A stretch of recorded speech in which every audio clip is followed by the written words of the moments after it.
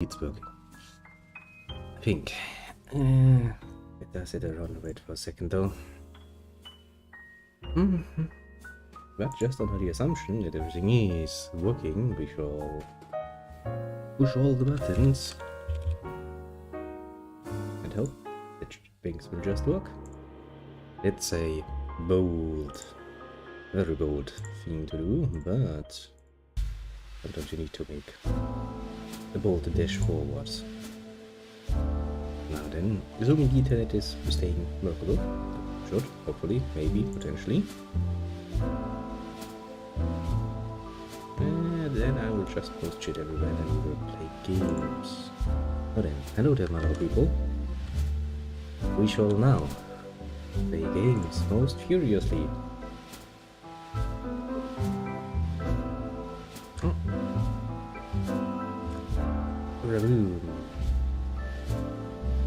Okay, everything is as it should be, and I will assume that everything is also working as it should be. So let me switch things around. Well, and we can play games. Ah, finally. Now, first and foremost, very important. In case you haven't heard of it, this stream was originally planned to happen yesterday evening. It did not. Also because we got another one wanting to buy off some of our excess things. So kinda had to move a bit on the fly. For that, I was home at like 1 in the morning because it took a lot longer than I had anticipated on one hand, and then we also had to work out a few details that took a lot of time, so it was a bit of a very long day for once. But well, all things good in this case, because we are still gonna get playing. Now, as for a bit of a re-explanation of the last time, you might remember, we explored a bit of the area that is called so nicely the Sacred Stair. Basically the religious quarters, the temple quarters, where all of the shiny people with lots of jewels and fancy clothing sit around. Good idea, little there, he just spoke in his pipe. We also found out that Beras, our dearest friend, yes, I forgot, also has a temple here, and apparently we're now going to do a bit of a favor for the head priest of said temple. And by favor, I mean we're going to plunder the fucking catacombs and get ourselves all the riches. We are still a whooping round about 26,000 gold coinies away from having a nice little giant ship, which is actually not enough because that completely ignores the fact that I would also need more cannons, which cost money, of course. Eventually I'm going to need the better hull things, the better sail things, but if we just go off cannons, if I just want to have, you know, a galleon with cannons on all sides, that alone is going to take a lot of money, and I might actually need more crew. There's that. So now I will lighten up my own pipe, because I, you know, can't really stand there just doing it on his own. It's not very nice of him. There are other people who would also like to do it.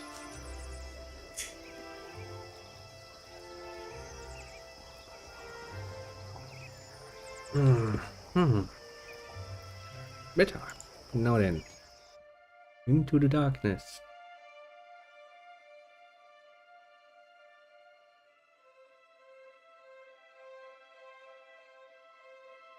Feel like I'm on the wrong level. Oops.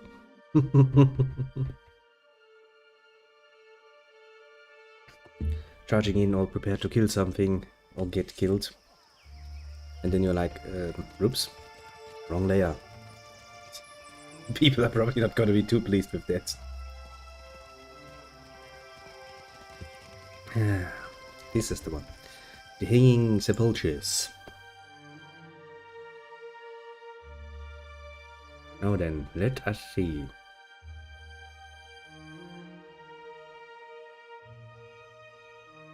Internet, what are you doing? Are you working? Yes, you are. It should be working. Yes, because I can see that I'm live, so, There was some Strange drop off there. Let's try to keep an eye on that. Why not? Doors are shut, you say? How horrible, I say. Time to steal all your stuff, I say. Yourself a look at that, mate. Couldn't keep that hidden now, could you? Scully, like toe cap.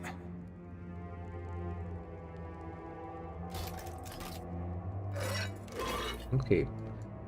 Prison soldier, that sounds pleasant. Leave it. Very pleasant. Hello there. Huh. You look at this.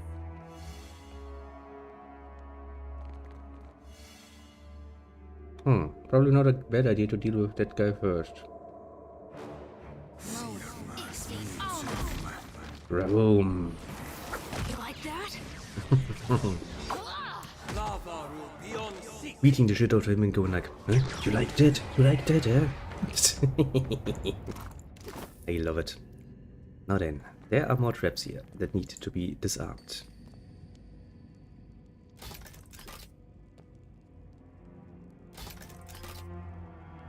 So far, so good. My fingers be fat and furry, but swabbed and sparkling.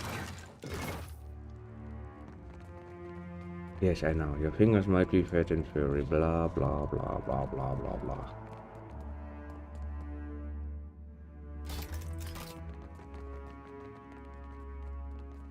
Looks like trouble. It does look like trouble, doesn't it?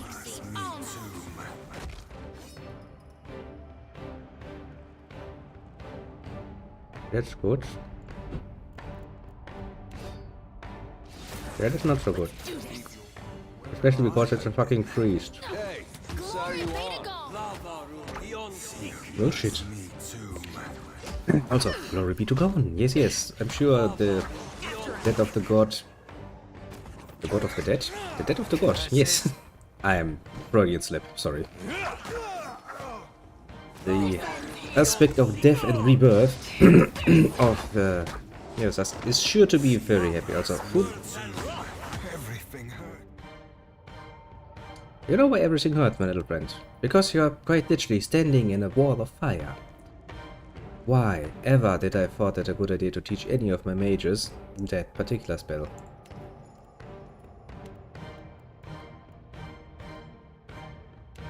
Savvy? Let's go. Okay, I really need to watch out. Because, of course, if I let the AI decide things, as you can see, they decide to Wall of Flame things. Captain. That's a horrible spell. Sure. It's precisely because it does things like this. Aye. Now then, basically I'm going to follow my gearless adventure instinct and do a bit of an association game, going like, ah yes, it's a crypt. I mean, technically speaking, we're at the Witch Boy at this point in time, but practically speaking, it also means it's a crypt full of valuables. Would be a real shame. Would be a real shame indeed if somebody were to It's now. take all the goodies. Right. The Dargul Marksman. The fact that it's a Dargul already sounds like pain. Ouch, there was a trap here. Okay. Seems like a bit more classical undead.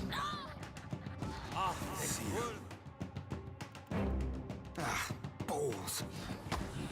Yeah, bolts to the walls indeed. A priest is getting attacked. That is not too pleasant. Can we do something about that? We can. And let nobody tell you otherwise. We will murder it. Let's do this. Good. Now you can focus again on doing whatever you want. Let's go. Nalov is a very, very brave mage.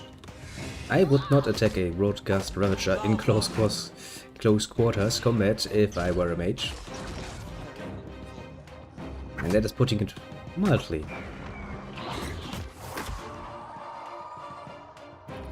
But yeah, so far nothing in here is really screaming, I'm actually dangerous to me. All right.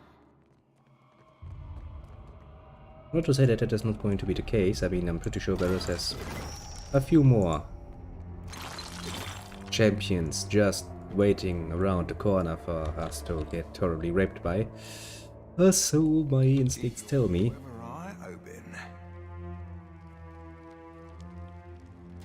That is getting rather dark. Yeah. Have I still? Yes, I still have you equipped with this. See, I'm smart. I know how light works.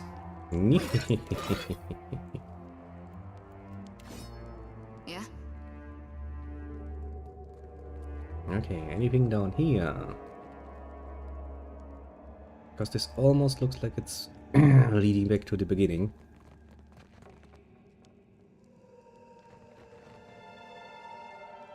Kinda looks like it. Yeah, excuse me for a second.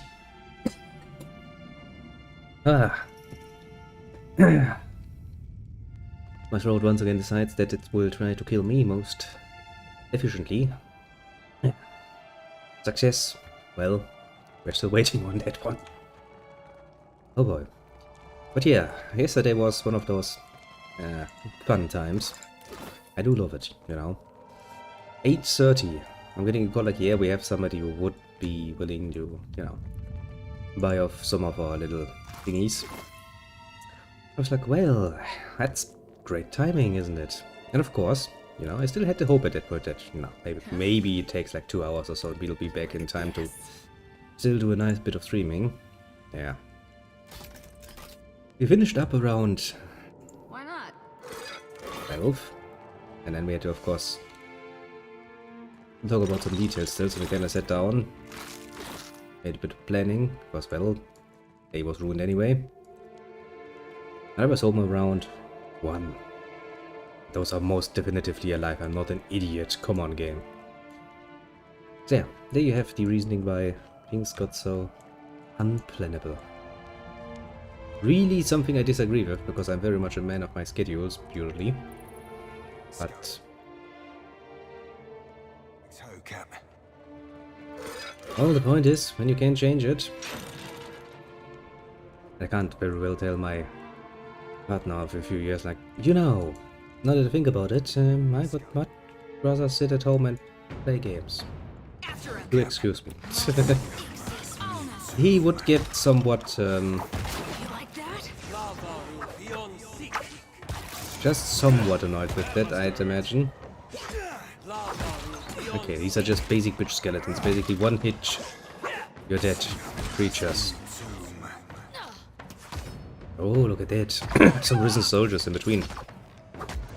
Still nothing I really need to care about. This ends here.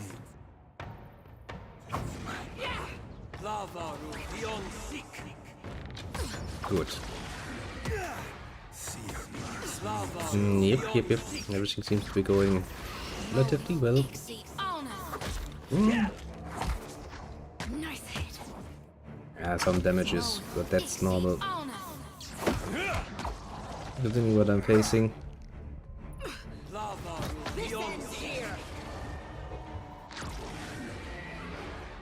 Yeah. I kinda knew it looked like it at the moment. I was like, undead, and there are many skeletons lying around.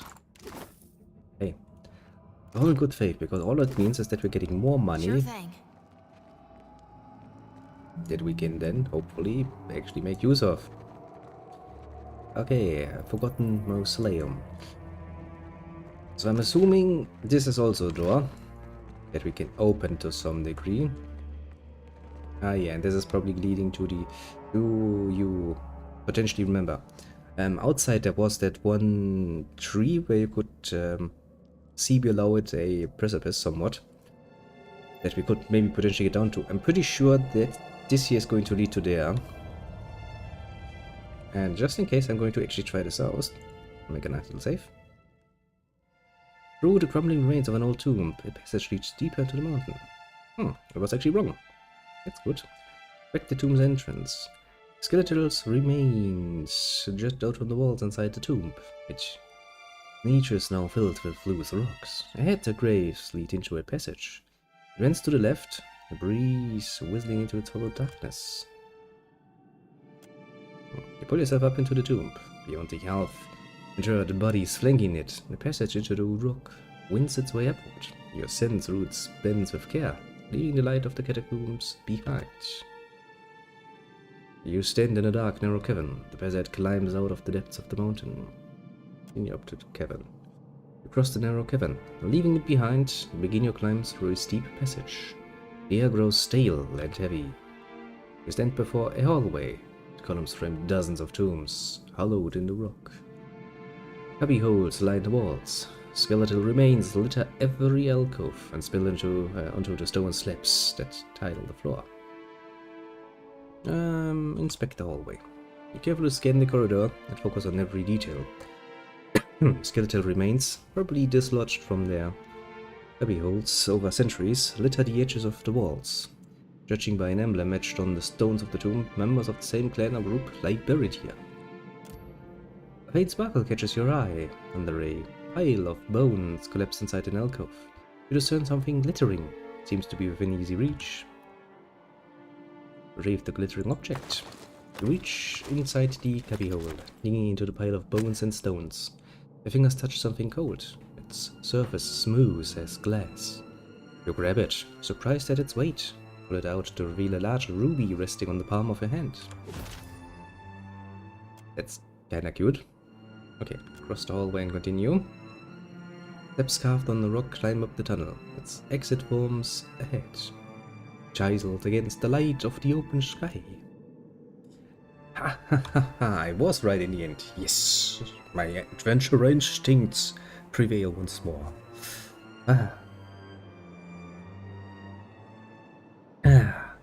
You stand on the narrow ledge of the tomb's entrance. Above, a tree hangs over the precipice, offering an anchor point for a grappling hook. The wind gusts beating on the side of the mountain will require a precise throw. Yeah, but we're not going to do this. We're going to return to the tomb. Go back to the passage exit. Go back.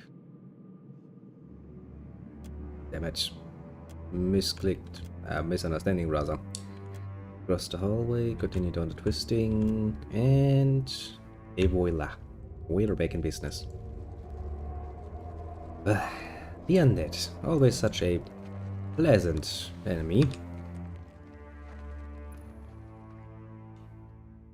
Never a dull day. Especially not for poor little people trying to, you know, just stay alive. Along comes Barrett and goes like, well, fuck you too. Which is the basic quintessence of what is happening here. It's now. See a trap, I see a trap.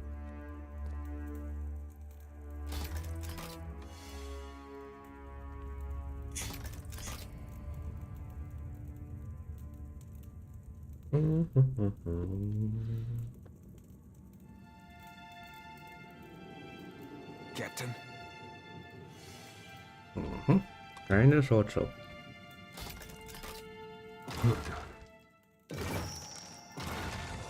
Looks like Hmm. trouble. Got it. After him. See your mercy. Moan. I awoke the dead, and they're not happy with me. On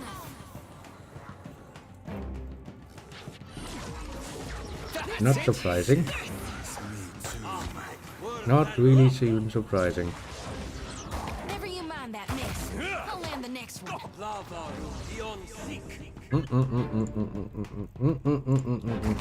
No, no, no, no, no, no, no, no, no, you don't.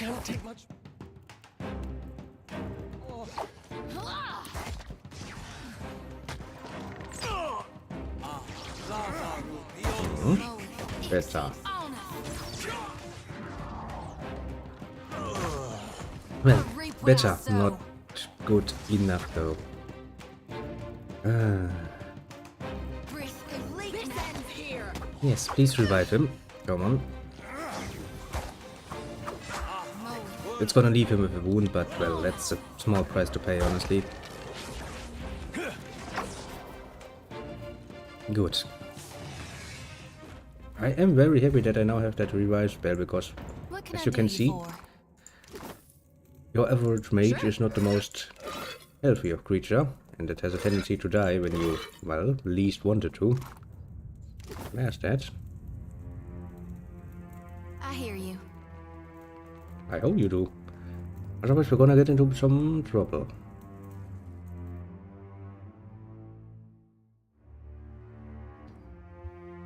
I still think there's probably more in here.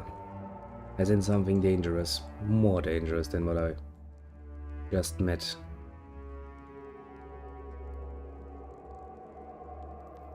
Very much so, I believe.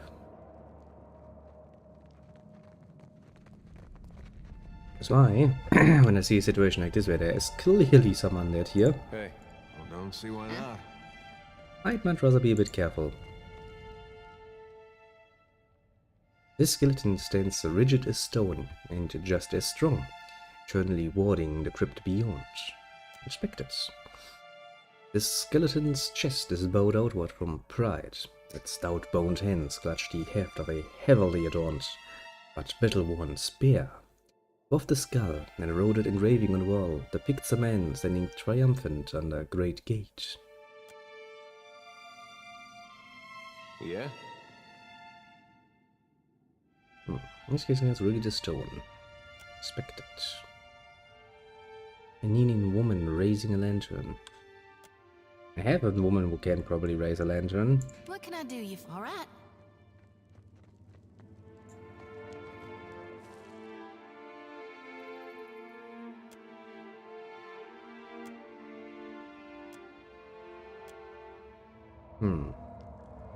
And it feels like I can't really do anything.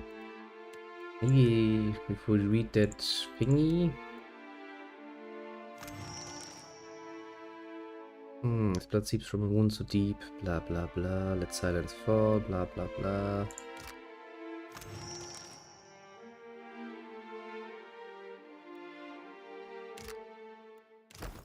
Okay, maybe we have now What learned can I do you for?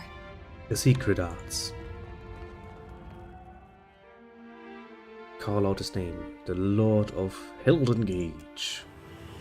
Your words reverberate in the darkness, beckoning the skeleton back to life. Was when the Lord of Heldengage. Sound becomes a thrum riding the air, as his soul ascends, coalesce, and curls around you. It prickles along your skin, before snaking for the skeleton's mouth. Empty eye sockets alight with flames. The skeleton shudders and rattles, head bowing forward. Its soul essence seeps into the door seals. Okay, so if we do it 2 times, I guess we can open the door. I'm very interested what Barrett is hiding behind the big door. Call out her name, the Lady of Vigils. Your voice clangs through the caverns. It echoes again and again. The air around you grows heavy. Eightwin, a toll, a death knell. Eightwin, Lady of Vigils. The dark essence pumps up, coalescing into the air. Then it curls, sifting slowly into the skeleton's mouth. Wing, shiny eyes. Head bowing forward. Open the door, let me see what horrors await me. Well, apparently somebody who just likes to stand around like an idiot. Who are you? Give me a second while I drink a bit of coffee. My throat is kinda sore. Maybe I have...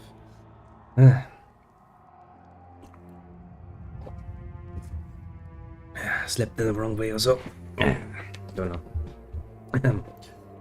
The towering skeleton straightens his spine. That's a feat. The sound of his bones shifting rattles around the cavern. A gilded sword rests strapped to his back, and in his hand he grips a massive flail with a heavy skull for a striking head. Watcher. Yes. Wind fires flicker in the pits of his blackened eye sockets, burning with a deadly intent. Been more than a middling life worth since my flails got bathed in bloody gore. Aye. I don't know why you're suddenly talking in dialect, but I. Speak, then perish. Listen, you've a cause from birth to fare here.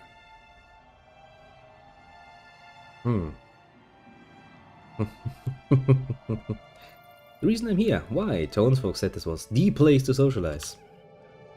The skeleton stands still as death, magic billowing around him, burning up the air.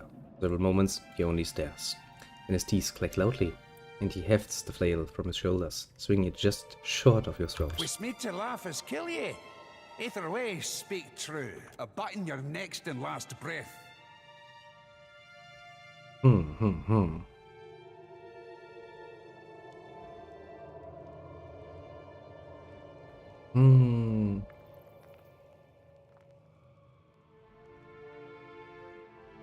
Yeah, honestly, I was just exploring.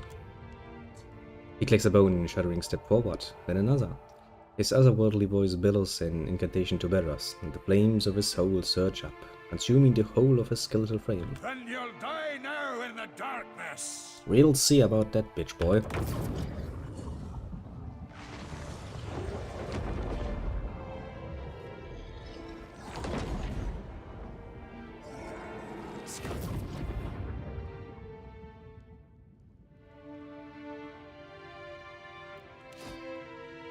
Cap.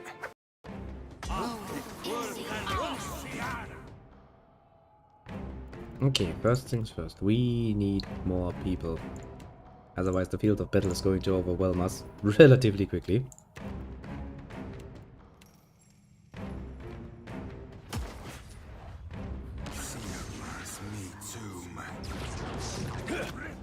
Good, here takes it there.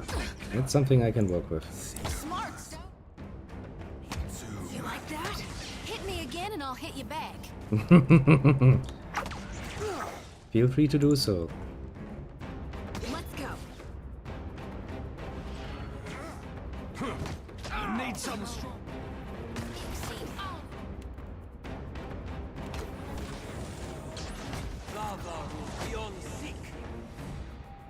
No problem. Okay.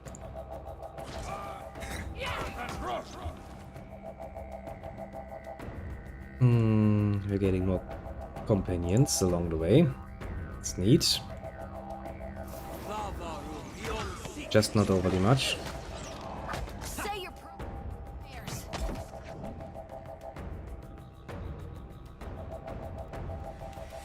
You can still heal yourself. Come on, my little tentacles. You know how much I believe in you. After him.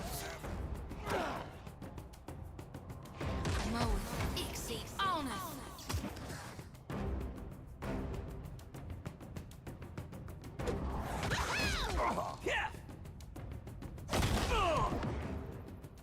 I hear you. Nice little reminder that disengage is not a free action. Very nice reminder of that, actually.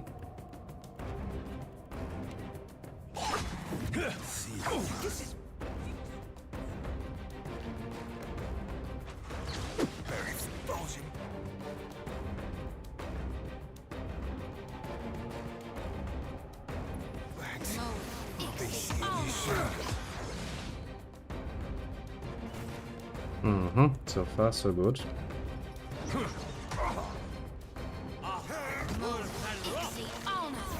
Okay.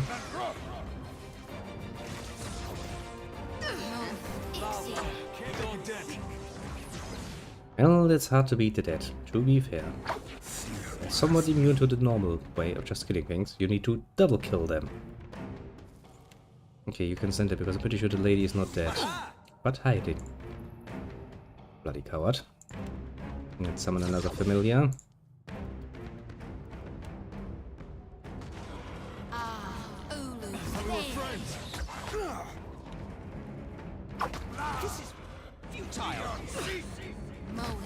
Nothing is futile. Nothing is futile. We just need to fight harder and harder. I mean, to be quite fair, we heard this soon, but the truth of the matter is that we quite literally just heard of this place and went to explore. I ain't lying.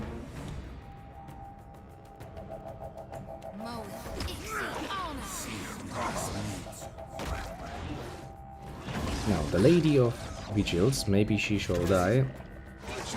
Most brutally.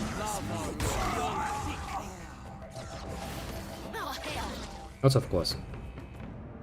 I'm basically doing this just to spite Bareth. Quite literally. Because I don't like being blackmailed. Yes, most people don't.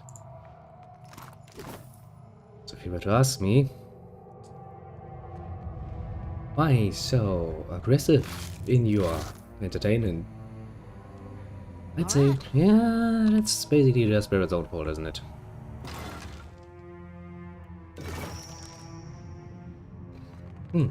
Well, thanks for your things. Wasn't really much to pick up, but well, I guess. And now I'm going to smugly go up to the priest and go like, yes, I totally fulfilled your job. Maybe not in the way he had hoped or anticipated, but technically speaking, we did what he had asked us of. You know? Let out a few of the minor details, like how we kinda pissed off all over Barrett's most sacred place. Just happened. You know? Shit happens. Best of us even, huh?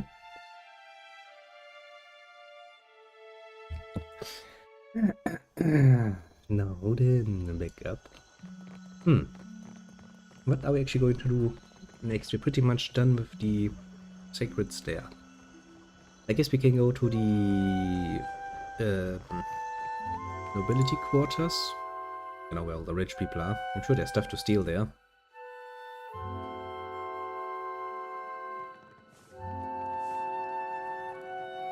Doesn't that sound rather pleasing? Coming along well, is it? It can be dangerous down there. So I read. Well, it is dangerous if you actually intend to be humorous about it.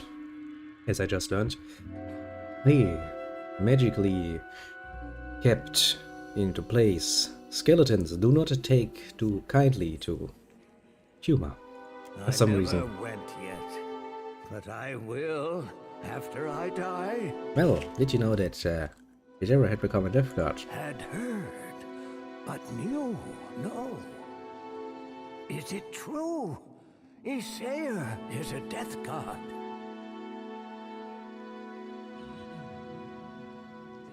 Pretty much. Oh, under the right duress, it can be done.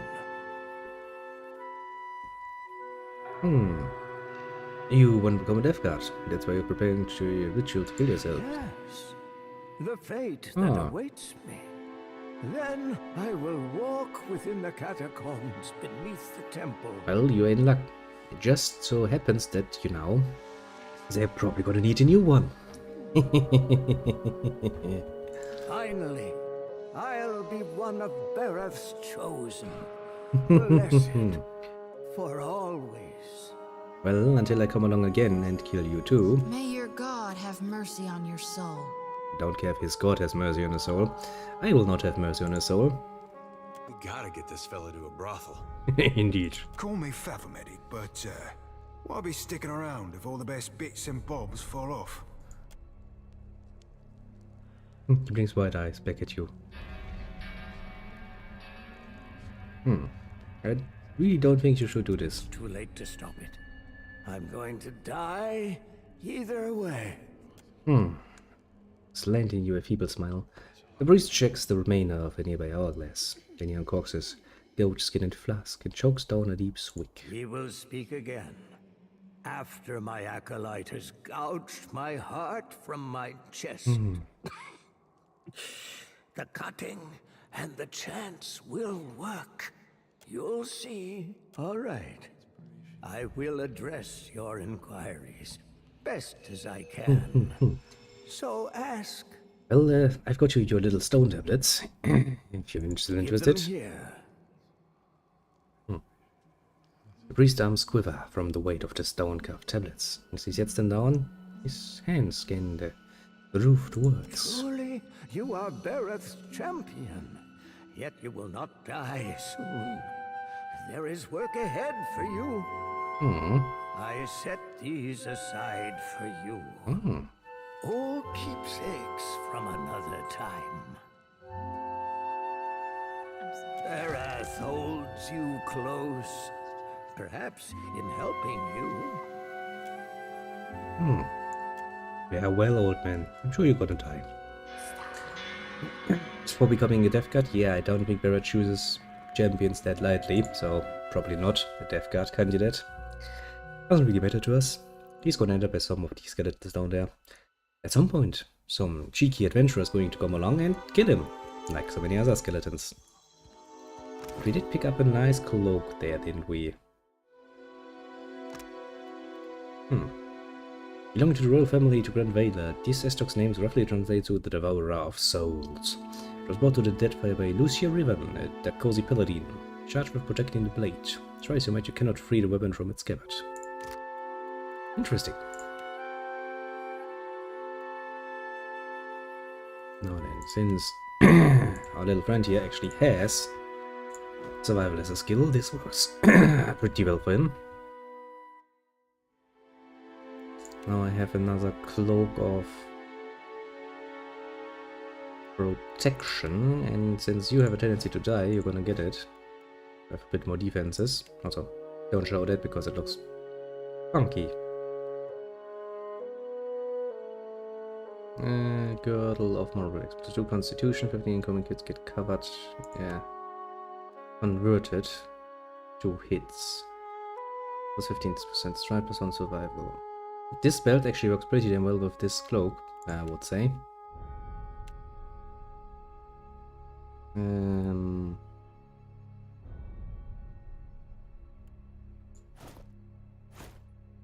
No, wait actually a second. You should avoid getting hit a lot more, my friend, because you have a tendency to die. Only usable by fighter.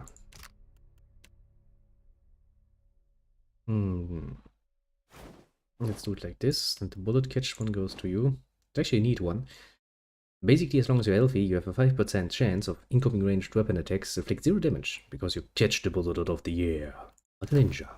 Elf shall become an elf ninja. That seems fitting. Now I imagine an elf ninja. I'm going like, yes. Now then. We're finally at the point where we have this one done, this one done, this one done, this one done. Serpent's Crown is still the top. That's where the palace is. But here we have Periki's Overlook, where, well, going by, you know, normal social norms, you would assume. Basically, this is a very nice metaphor for how the social structure works in practice. Basically, you have Queensworth, that's the public, the merchant harbor, basically. The naval port for the military. Of course, those need to be down below because they need to be at the water.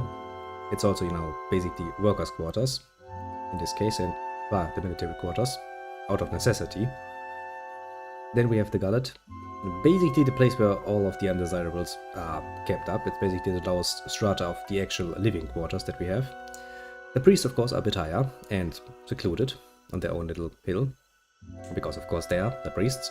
And then basically we have the ruling quarters, where we have pretty much the nobility and all of their fanciness, and the royals themselves. So my idea goes, at the very least. Now then, Periki's Overlook. Let's find out what horrors await us up there. I'm assuming many great, great and terrible things. Hopefully also riches. I would prefer mostly riches. That would be sweet. Very sweet even.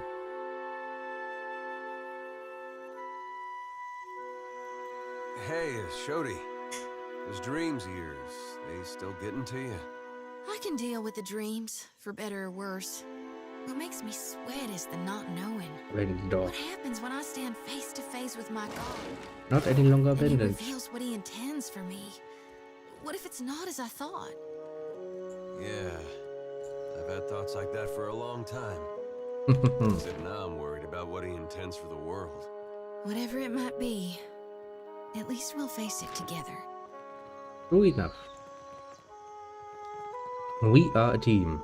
Quite literally. It looks fancy, doesn't it? Very fancy.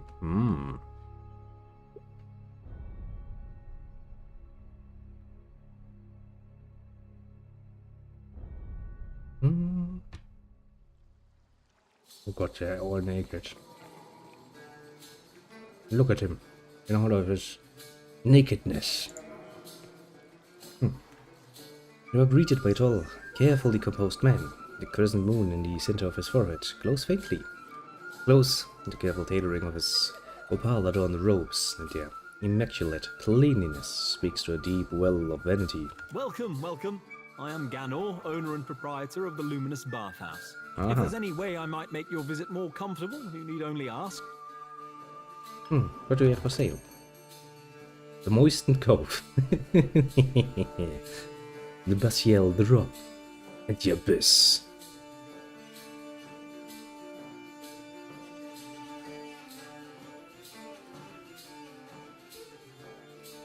I can't resist.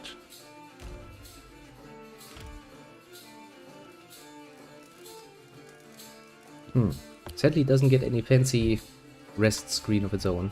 Kinda saddening. Adrift in dreams, Shoti lies curled on her side, sweating, muscles quivering. She whimpers low in her throat. Wake up. But it groans, slow to rouse. First she pulls tighter in on herself, but then the tension eases from her muscles, and she sits, confused, her eyes study your face. Reckon that's the first time I ever bore witness to my own demise. It was not pretty. Yeah, most people don't really like visions of their own death. For some mystical reason, we're kinda afraid of that particular nonsense. Never woke with such a driving need for reaping before. It's making my hands shake. Oh, I'm assuming the cleansing didn't work?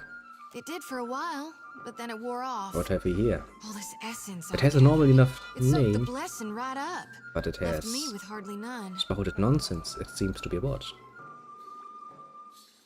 Well, an interesting what. This the 19 lol.online. I would question, very much so, what that nonsense is supposed to be. But questioning bots is far beyond the reach of my meager intelligence-based capabilities, so I shall most definitively just murder it.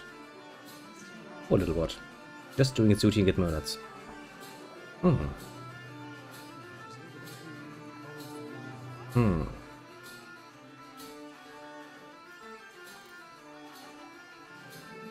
Endure. We all need to presage we can get whatever your visions can offer us. Oh, I plan to.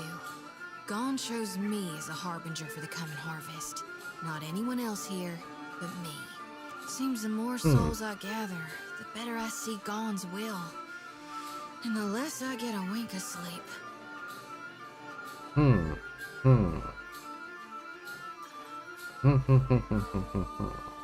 Maybe you should release the souls you're holding. Well, sure, I mean to. Eventually. That doesn't sound promising. Us Gonites, we're supposed to shepherd lost souls, not just gather them. The harvesting's only the first part. Why do religions always feel the need to? Oh yeah, of course they have a need to shepherd the people, because then you can make money off the people. The church is a very good example of that. It's like, look at the Vatican state. Look at its fancy buildings. How do you think they pay for those nice buildings? They didn't direct themselves, let's just say. If I were to dump the souls, it might make me dream less, like before. Or, darn it, who knows? Yeah, we don't know. Why not try it? Maybe it'd just make it all worse. Either way, I've got to find my purpose. She turns her face away, bottom lip trembling. Slowly, her fingers reach for the hem of your shirt.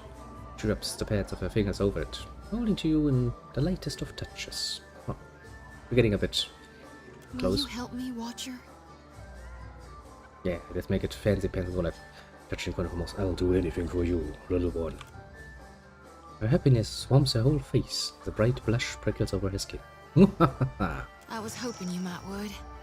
Sometimes I feel like, with you by my side, I can stand against gods. Oh. You know, that is actually precisely what I had in mind. What a fancy coincidence that is. Because I have quite a bit of, complaints about the gods at this point, and I'm pretty adamant about making them known.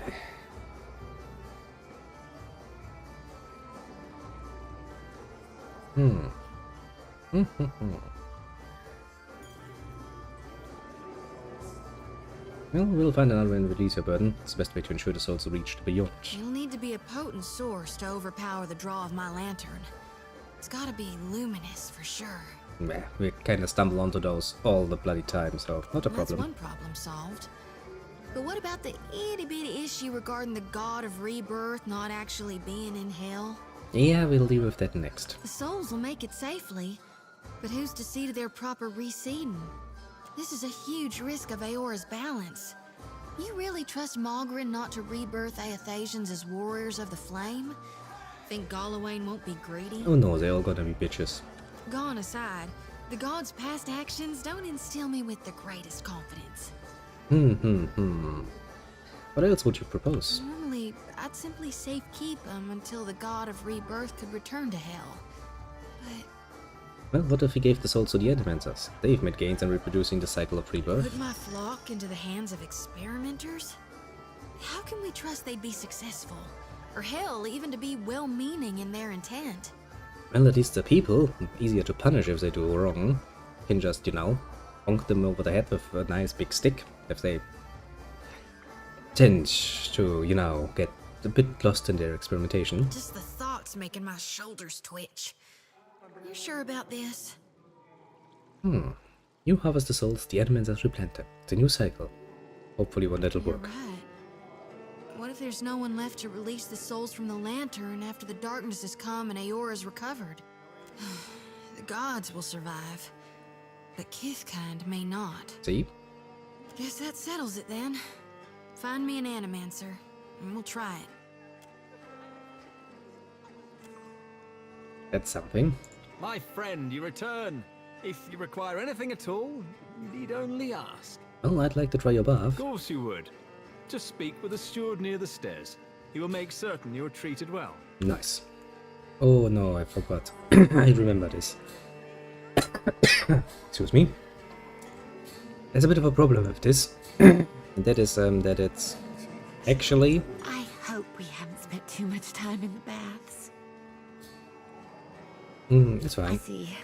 My thanks for clearing that up. In any case, we hope you enjoy your time. So, what brings you to the I am bathhouse? helping Herwina to conceive.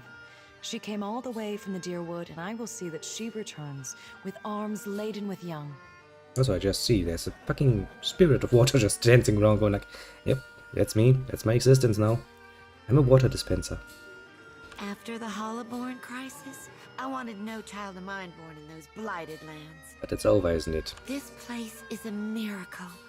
Every day I emerge from the baths as a new woman, and my first child will be as strong as an Adra pillar. I don't think that's a guaranteed result. Is that true? Do not listen. Luminous Audra is the life of the Deadfire. It can bring life to you, I say. Seems like a fancy pants way of misusing someone. Is this your first time to the baths? An old man stretches his arms over his head and yawns, making a show of displaying his moistened physique. So the old man is basically like... he's flexing on me, isn't he? I haven't been in the water yet. The cost is high, but so are the delights. Bitch, please, it's a bath. I'm pretty sure I know what that I is. might have the skin and bones of a retired scarecrow, but the waters bring youth back, where it counts. You genuinely believe I needed to hear and see this? Excuse me? Yeah, going like, go admit to the shoot, you're treating this establishment like a fucking brothel. I'm sorry. That was wrong. The waters have gone to my head. Yeah. Point being, this is not a fucking brothel. It's a bathhouse. Bit of a difference, you know. Just the smallest bit of a difference Look there. at that, I it's see like a you little brought your ocean. pain, Oh, we need one of but you need come to ease it. Pity. You're a dean, right? If yet you know where we can find the model. Oh, you poxy old salt. Spill what you know before we spill your guts. Seraphim. Rimaro described you pointedly. He told me that you would come were you in danger.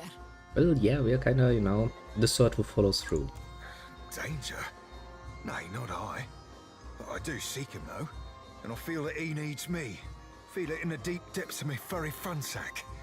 If you care for him, you'll be telling me what you know. Let me say it like this. If you feel that someone is in need of you, in your fucking balls, that means you're just fucking horny. Just fucking deal with it, Seraphim. For fuck's sake. He bade me not tell anybody of his plans, ye included. He's left this area, afeard of the danger he fishes on those near to him. Please help my friend, Udine. He loves the road like a father. He's the nearest thing I got to kin. Why didn't he trust me? Probably because he thinks what he's doing is on a level where he really doesn't want to involve the ones closest to him. He did trust you. He trusted you wholly. Well, I'll tell you, and trust you to con best what to make of the conning. Remaro treated me as galleon for mine clipper. A stuggy trade, surely, but he insisted that he needed the speed.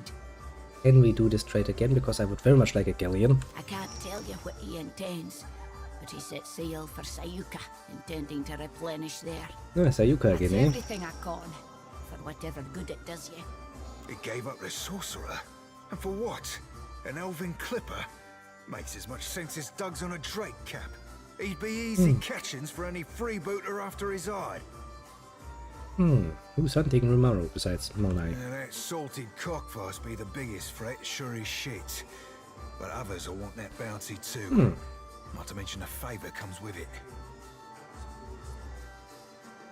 No. In that case, we should probably hurry to Aye, Sayuka. Cap, you've read my mind.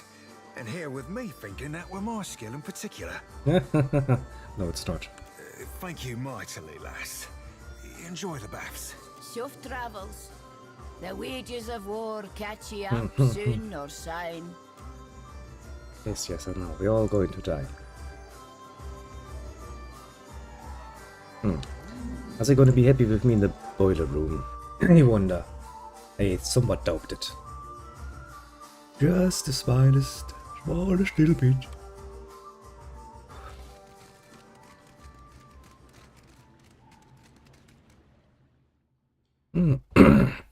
This crack in the wall is perhaps just wide enough to accommodate an armoire squeezing in sideways. The passage seems to widen the deeper it goes. Well, squeeze through it then. Let's see where we end.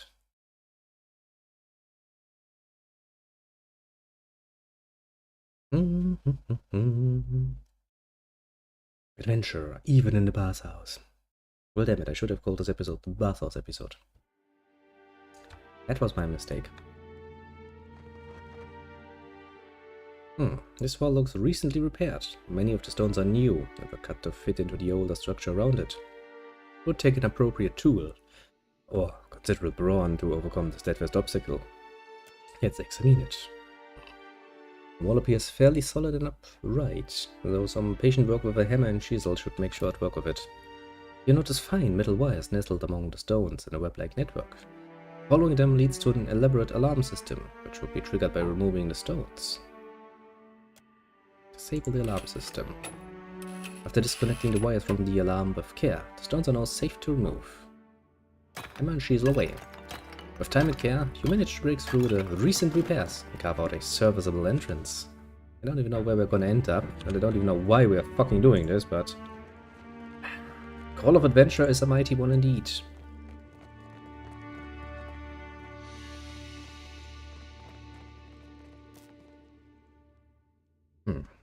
This device is a complex control panel made of gems set in movable stone impressions. 4 colorful gemstones are positioned around a hole in the center. Something appears to be missing, though an expert tinkerer might be able to compensate for this. In the absence at the center, gemstones, someone tinker with the pedal. Some gentle attention with a practiced hand. A soft click and an arcane fizzle erupt from the lock. Theron surveys the job well done with a satisfied smile. You manage to change in the settings, but the amount of possible combination leaves you at a loss. It would appear that this lock requires something more. The gemstones around the axis of the lock can be manipulated to a number of different configurations, like a lock combination. Okay, so we know there's probably something fancy going on here. Where's shiny crystal go?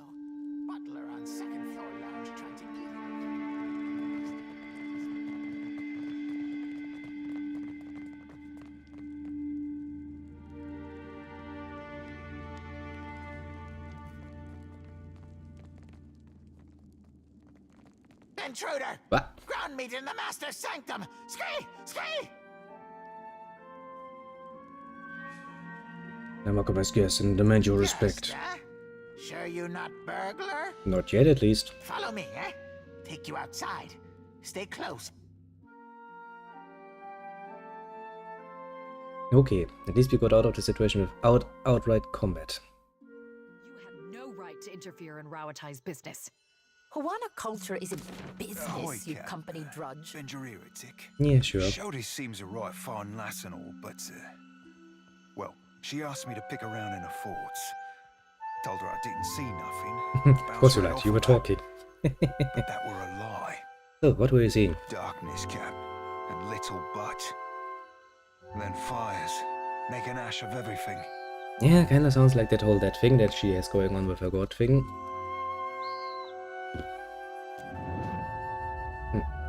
Washes over you, and you find yourself aboard the Defiant's main deck. Something unseen presses down upon you. You hear the ship groan beneath you. Keep watching. You're alone, safe for the corpses. Seraphon again, Eder, Jody, and so many others. The wide, unblinking eyes reflect the burning sky above. The dark sea beneath you churns as if boiling. A crash like thunder. The ship breaks apart. And you plunge into the water that is either so cold it burns, or so hot that it freezes you solid. Reason washes past. You find yourself looking at the blue water. It was unpleasant. I touched her mind for a second, but felt something pull me in and keep me trapped for what seemed like days. I ain't seen its like before. Sometimes old salts get nightmares so that I can't bunk around them. But they usually ain't this flavour of apocalyptic. Well, good for you, what would you want to know? Right, fair point, Cap. We all deserve a fighting chance against our demons. Hmm. And mayhaps I can help the lass stack the odds in her favour. Better that is. Very much better. I don't give two pyres for your tribal pride, and I wager that Arkemir cares even less.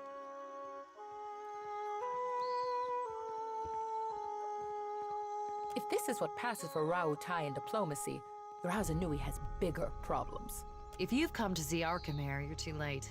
He left the estate on wizard business. Oh, what's going on here? Tamar and I wanted something from Arkemir. Our powers of persuasion leave much to be desired. Apparently, yes. The wizard got his hands on a Hawana tablet, the Harapo epic. I came to reclaim it for Rautai. In the middle of my negotiations, this little pest showed up with a claim on it. The Harapo epic belongs to the Huana. The Queen sent me to remind you both. Indeed, the primary source is a rare find for the Huana. Akira, few outsiders can appreciate what such an artifact could mean to our people. Posturing about cultural value is worthless. We both want the tablet for the same reason. Oh, who's A Arkemir? spellcaster, and a damn good one. Specializes in hexes and illusions. He and his apprentice run the Dark Cupboard, our local magic shop. Oh, how did Arkemir come to possess the I tablet? believe that he had dealings with black market treasure hunters. Not that the Queen will implicate him. She's too Probably not. preoccupied negotiating with the warmongers at her door. So, any idea where he went? Arkemir could be drinking Kuiki wine with dead kings. There's no finding him if he doesn't want to be found. So, what's your plan? I might as well adjourn to the palace in Serpent's Crown and give Arkemir time to think. What a load of... You mean to get your hands on that tablet with or without Arkemir? You island rats can barely write your own names, much less a distinguished epic. Oh boy. Scamper back to the Brass Citadel and spin your own plots. I will happily do the same on my side of the island. I have questions for both of you, actually.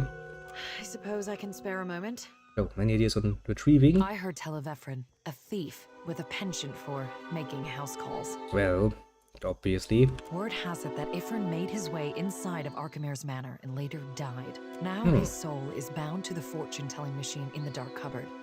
Strange fate. What were you expecting when you infiltrate a fucking house of a wizard if he can torment you far longer than he has any right to, even after your death? He will. He's a fucking wizard. That's basically with the territory. I help finance expeditions around the Isles, which often means keeping an ear to the ground. Not very romantic from behind a desk, but Rawatai's campaign could use the extra coin. I have questions about this epic It's you're a telling. handsome piece of rock, which some call valuable. I won't Understandable. dispute that point if the value goes to Rawatai. So what does the Royal Deadfire Company want with this I epic? suppose it's no secret that we're after more than some arbitrary cultural touchstone. Obviously. We're looking for a route to Ukaizo. Oh, It interesting. stands to reason that ancient lore would be a key to finding the place. So what kind of defenses does Arkamaya have? Arkemir is a magical savant and a recluse. That makes for a very dangerous combination. Yeah, he basically has a giant sign outside his house that speaks, "I do not want to be disturbed." If you still do so, you get fucked. He relies on imps and ironclad constructs to maintain the estate. When you've lived as long as Arkemir, I suppose trust becomes a problem. Mostly because he has been betrayed over and over again. Fine by me. I'm looking forward to the day when the Harappo epic is someone else's concern. You and Nite don't seem All to of get her along. pretenses of cultural pride are a means to an end. That's always the case, isn't it? Like the rest of the Huana, she isn't above exploiting any advantage if she can profit from it. Doesn't really seem fair. We're not trying to get by. As you say, Could the epic really be a pass when to it comes Kaizo? to finding the Lost Island, we can't afford to neglect any lead. The Ranganui seeks to saddle the weather and harness the storm. If there is a place where this can happen, it is Ukaizo. Okay. Stumbled onto another nice little side quest, I suppose. Maybe even part of the main quest, because I'm pretty sure we're gonna visit that place at some point.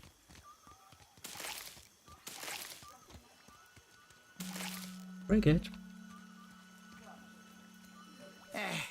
The sea is true home, not smelly mountain. Very key. First guild master of the Water Shepherd's Guild. What you want? So, what are you doing out here? Arkemir doesn't let worthless idiot outside after worthless idiot sprayed dung on stupid tablet. But Arkemir not home. So worthless idiot watches the ships come in, looks at all the tasty gulls. So, your name is Worthless Idiot.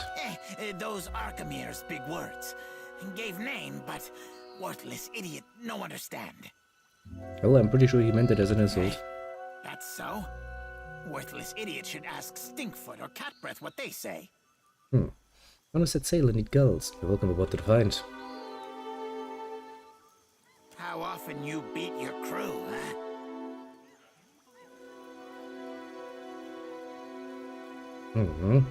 I don't actually. Not yet, at least. No beatings? None? Wasn't really necessary. I mean, I did kinda murder one of them, but that's not a beating, so technically I'm not lying. Yes. I shall finagle my way through this by pretending. I mean, you know, technically is a very nice word for such situations. It's not a beating if you just throw somebody into the water and let him drown. I join crew? I join crew! You idiot. It was all part of my plan all along. Or something else majestic. Okay, we're next to the Water Shapers Guild, but we don't want to go there yet. I kinda want to finish my exploration of the bathhouse. Summon everyone to the palace? Akira, I've never seen Aruihi run so fast. Do you think the Audra Colossus would come here next? Pray to Kohopa, it does not. I'm pretty sure that Adracolos is rather busy these days. Invited that inventory crew. Disgusting. It's free labor, you idiots. Don't you know how fucking worthwhile that is? Well, apparently they don't. Idiots. Idiots all along. There's nothing better than free labor. It's like a dream come true. All I have to do is feed them. And I don't think an imp can eat that much. Oh, actually there's something else here. Another building. We shall find out what is inside. I must admit I do enjoy these more classical RPGs. Quite a bit, honestly. Especially because some of these scenes are just really hilarious. Remember from last time when we kinda had a nice little, you know, scissoring session right in the realm of the, well, Grimgrant, the ice and snow, and I'm the end of everything. Comfortable garb, I'm happy to oblige. Oh, you're Taylor. I've been known to rip a seam here and there, patch some shredded gear back into shape.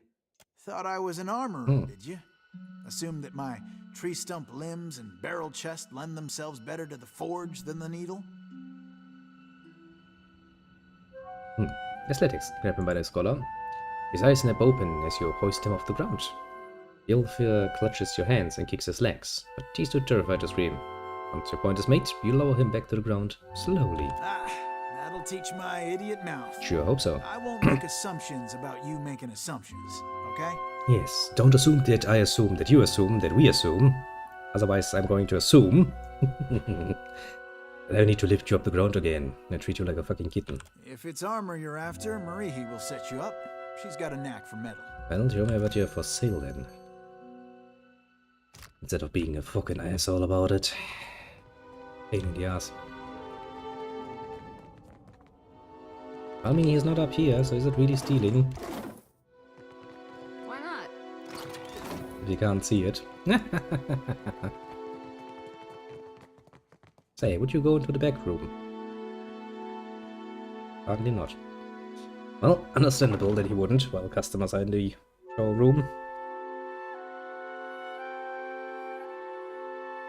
But sadly, I don't plan to buy any equipment, honestly. We're still saving up for that nice little galleon. Oh, well, a nice little galleon plus a few cannons. But hey, we already found an access to... Postenago. You have truly put your foot in it this time. What's wrong, little guy? Adotella, you go to visit the luminous bathhouse, yes?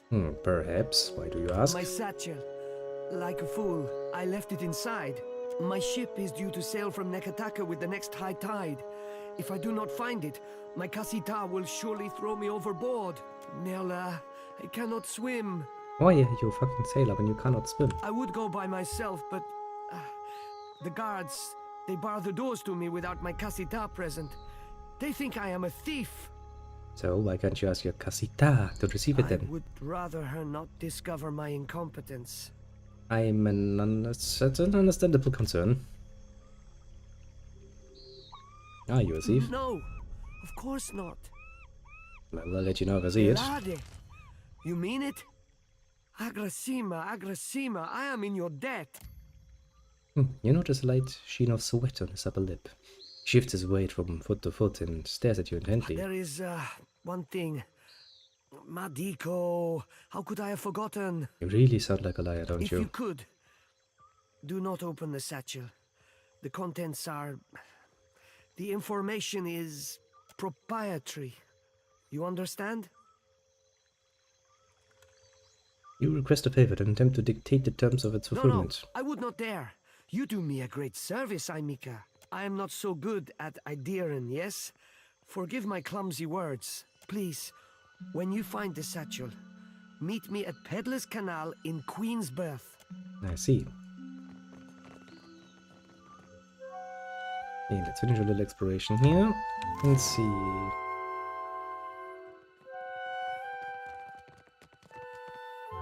Okay, so he has a shop right next to his manor. That Arkmeyer really has some money. I'll give him that much. But back into the bathhouse.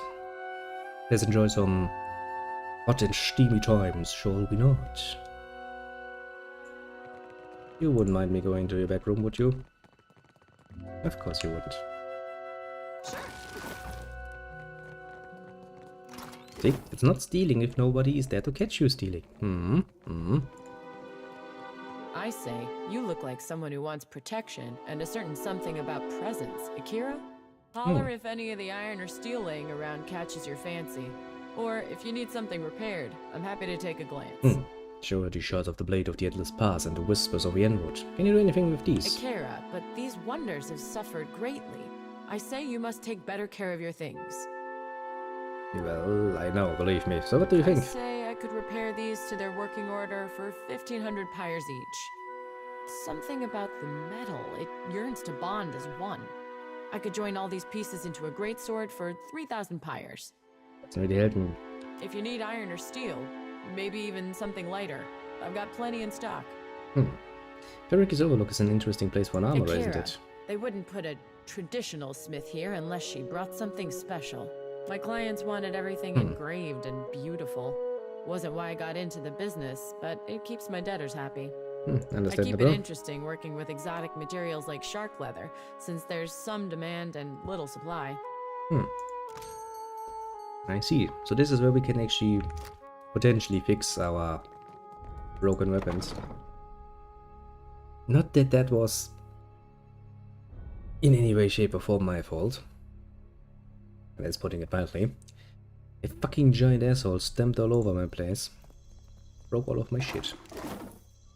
Well, but I guess we might as well keep that particular situation to ourselves, shall we not?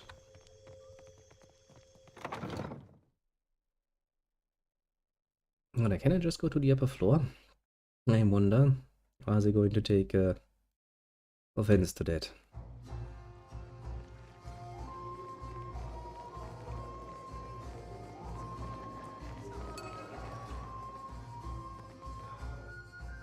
I wonder, I wonder.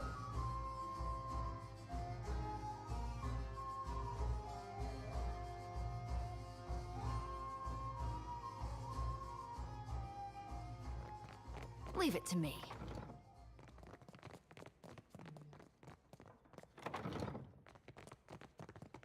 If not considered stealing.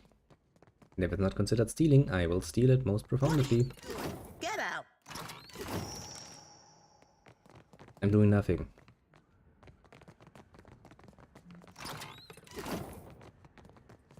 Attendant, patron, and I think there were some flaws on the top level that I kind of would like to look in.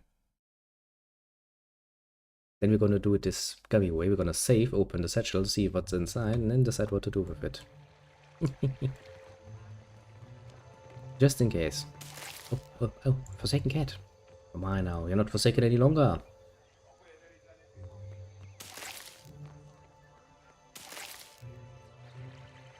Now then, go down again, let's explore the rest of this nice overlook. And find out what's going on.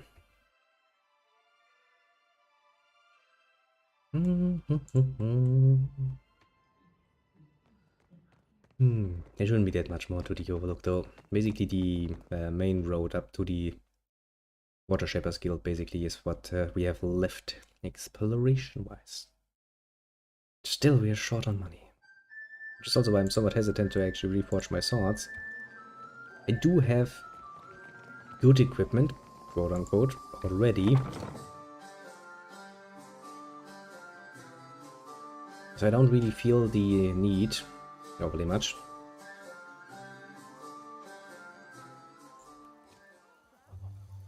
For better swords. Not Someone who talks so much, you seem to care about very little. Oh, apologies, lad. Didn't realize we'd be only ever speaking of subjects deep and meaningful. Oh, don't strain yourself on my account. Even when he doesn't want to, and Adolf most definitively doesn't, is a confrontational person by his nature, he still had a good way to rile people up with words. Was even more funnier when he still had a split personality, mind you.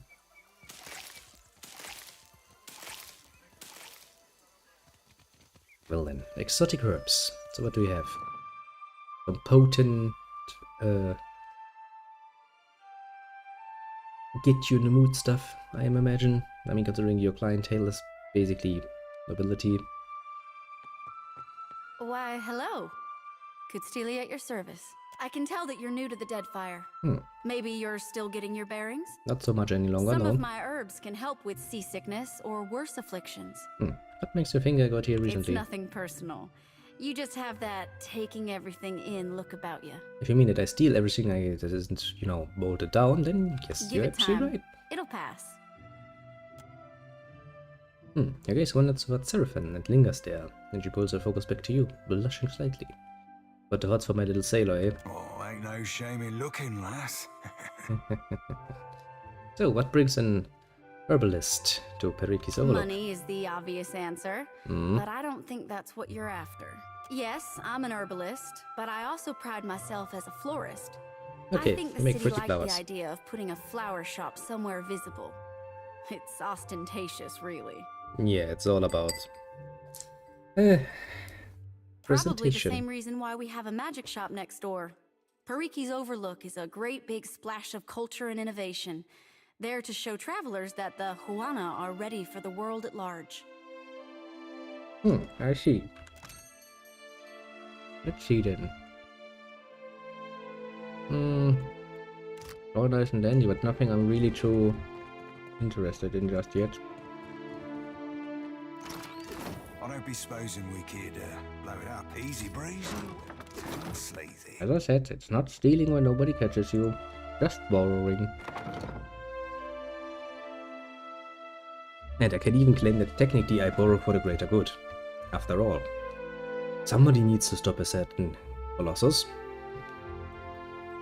And that one is probably gonna be me. Say, lass, I'd like to try prodding your forts again.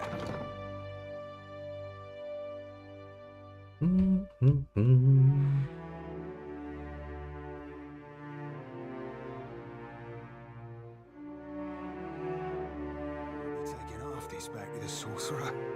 She truly live up the name.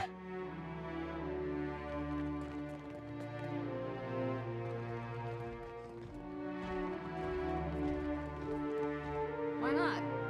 I don't think so.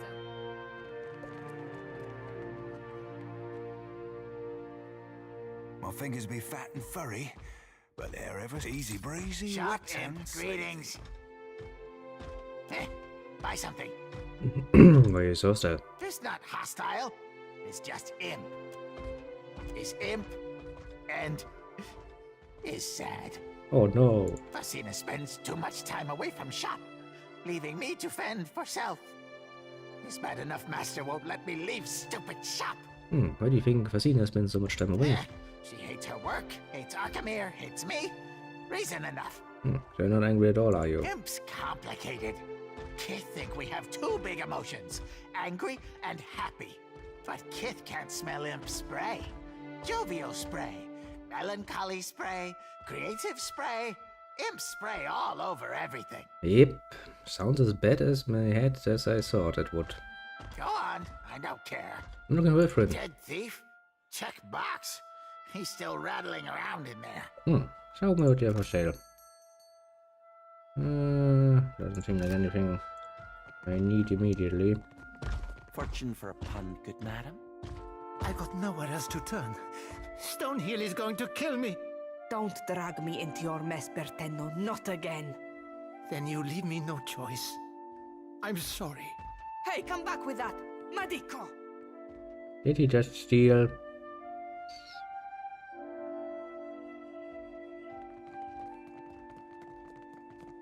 Pretty much sure he did. That flaccid batso. Hmm. Imp, you had none of that, huh? That's what I thought. What am I going to do? Think, Fasina. So what was that all My about? postinago of a lover stole Rokawa's fingers. The master will kill me if I don't get them back. You have a very bad taste in your lovers, apparently. He must have wanted to raise some fast coin. Arkemir will flay me alive over those damned gloves. Strange that the contracts didn't attack him from stealing. Is it strange? I don't know. Go consult Arkemir's grimoire if you're that curious. Oh, what aren't you telling me? Not that it's any of your business, but Berteno used to spend a lot of late nights here. I got into the construct's guts and marked off Berteno as a safe visitor so they would not attack him. Oh, for fuck's sake, woman. Don't meddle with things that you only have not even have an understanding of. That can go horrible wrong. And before you ask, no, I will never do this again. Well, that's too bad. I was just about to ask you if you could actually make me a safe visitor so I can take some stuff too. Such a shame, isn't it? So, why are these gloves so important? You do not know Arkemir, do you? He is as cheap as a Wodican clerk. Well, I heard of him. He's a pretty powerful wizard, has a nice mansion next door, and I'm pretty sure he's going to flay you alive for even just thinking that. Apart from that, yeah. Whatever he loses from those gloves, he will take out on me. Somehow. What you mean to say is he's going to strap you down, extract, I don't know, probably a kidney or something and sell that. Probably he does. Wizards, especially the old and quote-unquote wise ones can be a bit difficult to deal with, especially if you try to, you know, take their stuff without permission. He said that he's in debt to a Rautayan captain by the name of Hamuto Stonehill. By all accounts, a deadly serious man. Yeah, also sounds like the kind of man you don't want to be indebted to. I don't really see how this is anyone's else problem, actually. So, I'll let you know if I happen to find them. Considering this is not your problem. Yeah, it's called a courtesy, basically. I do not know where Berteno fences his goods, but he mentioned an appointment at the Bra Citadel docks. It's basically like, oh, I see someone sat on the street and go like, yeah, sorry to hear that. And then you walk on, happy as all. Hamuto Stonehill must be as dangerous as he sounds, or else Berteno wouldn't be so panicked. Tell me about yourself. I am the apprentice of He of Many Colors. That's plain old Arkemir to you. Yes, I figured. You don't need it to spell that one out. What few spells I know have names like Arkemir's Dripping Scourge or Arkemir's Malevolent Codpiece. A malevolent codpiece, you say? He made me conjure a household staff of imps. Horrible, chittering things. But useful, aren't they? I think it's because he knows I hate them. You lose a lot of honorifics when you talk about Arkemir. He makes me call him by the titles he's earned in his long career. That would be a pain in the ass. Imagine having an apprentice and you're like, okay, can you fetch me coffee? And she starts, yes, oh great master of. And 15 minutes later, she's still going like, okay, now let me just get your coffee. And she comes back and says, here, master of. As a 50-minute pass and you're sitting there like, oh shit, my coffee is cold. I can also call him by the titles I've made up since the start of my apprenticeship. Ah, why your apprentice is always such a pain in the neck. To me, he's the bringer of foul wind, the teeth of suckling imps, and the herald of dirty slippers. Well, how horrible that is. So, what about Shop Imp, your co-worker? I hate him from horn to hoof. More than once I've caught him smearing feces all over our selection of cloaks. He's an imp, what were you expecting him to do? Not that this should dissuade you from buying one.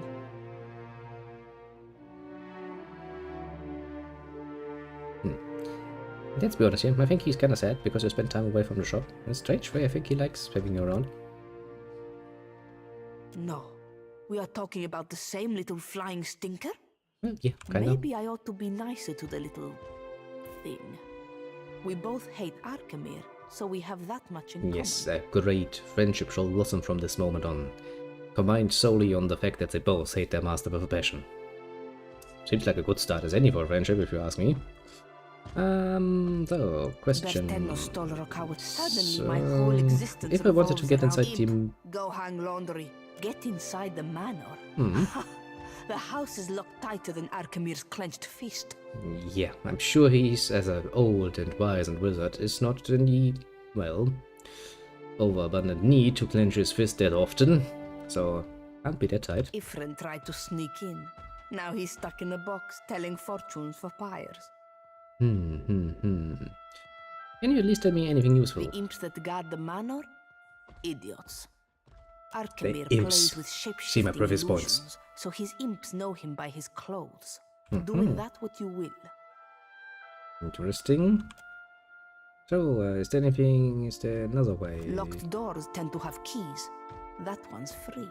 Yeah, because it's so obvious that that woman really wants to rile me up, doesn't she? Anything I can do to convince you to let me inside? Just unlock the door and turn a blind eye? Or hand over my key? Would be a good start. Bozzo, your plan is so poorly concocted that you had to tell me about it. You have a key. This just got more interesting. I am beyond finished discussing this. If you don't have any business, then this could be where we part ways. We don't even need your key, because we actually found a secret passage from the luminous bathhouse over to the manor, so fuck you, bitch. Yeah. If I can't in any way or shape this up to be your fault, I will. Mostly because I don't like you. You annoy me. No, probably a good idea to finish your little side quest before we actually do this, because might be a chance to, you know, have her master discipline her a bit more thoroughly than maybe strictly necessary. Nobody up here. You should see this. Would be a shame if somebody were to start stealing all of your stuff, wouldn't it be? My. I don't be supposing we could blow it up. We can't. Easy breezy and sleazy. Okay. Shiny. Why is it shiny? The window overlooks the streets of Periki's Overlook. The second floor of Arkham Manor is just across the way. The right tool and a practiced throwing arm could make crossing the gap a manageable feat. Study the distance. The gap between the window and the manor is too far to leap. Moreover, the sheer wall and erratic gusts of wind make the prospect of scaling too treacherous. However, anyone with decent climbing experience could secure a grappling hook from this distance. As you observe the manor, you catch the silhouette of a lone ironclad construct patrolling the second floor. That's fucking dangerous. Okay, so we have two ways into Arkham's Manor. We can go into the basement through the luminous bathhouse, or we can try this one and end up at the second floor. I wonder which would be more profitable, honestly. I know I have, technically speaking, just an interest in that one stone tablet that we are supposed to be getting. But realistically speaking, though, it's a wizard's manor. Of course, I don't just want to go in and, you know, You look thirsty. get myself just Once, I woke one. up in naught but a nightshirt in an old full-up squid. That's nothing. Twice in 1 week, I woke up in a dug-up grave. Buck naked. Coffin busted, no corpse to be found. And that was before the dream started. Maybe you both should stop Only drinking. Twice, and here I was thinking you were exciting. Sounds exciting enough to me. Quench your thirst on the way up the mountain? What do you serve? Spirits and the like? No one this side of the slope will scorn you for a little indulgence. Between us, folks tend to linger and spend coin in Parikis when they've had a few. Good for business, I say. Good point. Now then, we have pretty much all of the things to look through. So the only real building that is left in this nice area is the Water Shippers Guild.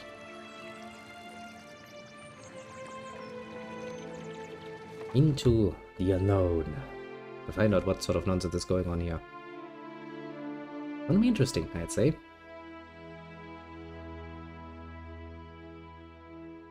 So far, we have a lot of more jobs to do. That's a good start, all things considered. A very good start. Takehu, you have shirked your duties for the last time, I say. Aha. Guildmaster, be reasonable. I skipped one lecture to travel up the mountain. Still, the palace is closed until you present me before Onikaza. You went alone. I asked for patience, but as usual, you make a trench out of a tide pool. This sounds important, or controversial, or both. Akira, it's always both where this one is concerned.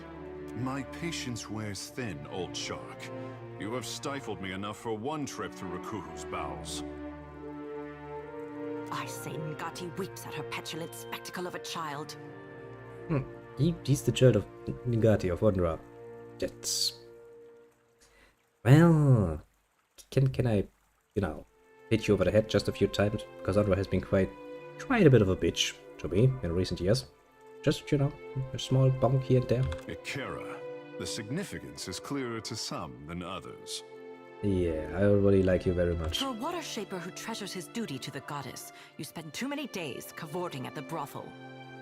Well, at least he knows how to have fun, I guess. Ugh, insufferable. Did you need something? Or is it enough to bask in perfection?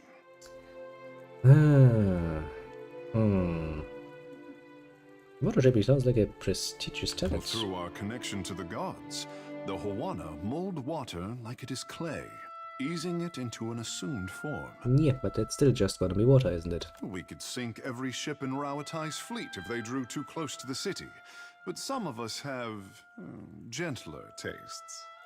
I want to see how your water holds up against the cannonball. Some of us see water shaping for what it is, a gift of divine expression. Well, I mean, asking so your water shaper while he's shaping water seems kind of pointless, but oh well, here we go. Surely you have seen my works across Nekitaka. Look to the antechamber of the Kahanga Palace for my Apple of Ngati, or to the luminous bathhouse for my Dance of the Wanton Priestess. Remember seeing that one. For as long as there have been Huana, there have been water shapers. But only since Tekehu has water shaping been art. My, you're really into yourself, eh? I'm pretty sure this guy masturbates by looking into a fucking mirror. Relatively sure, actually. So, I take it you and the Guildmaster don't get along. Kira, I bring art to the Guild of Water Shapers, but they do not tolerate expression here.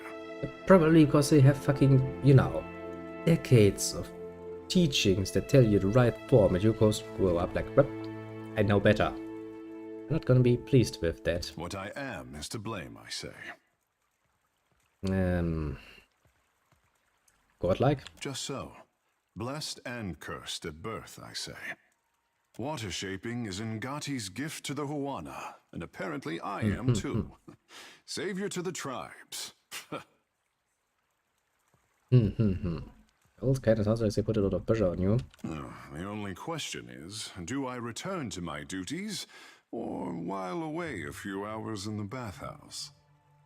Definitely the bathhouse. The waters are fine, I say. Finer still with company.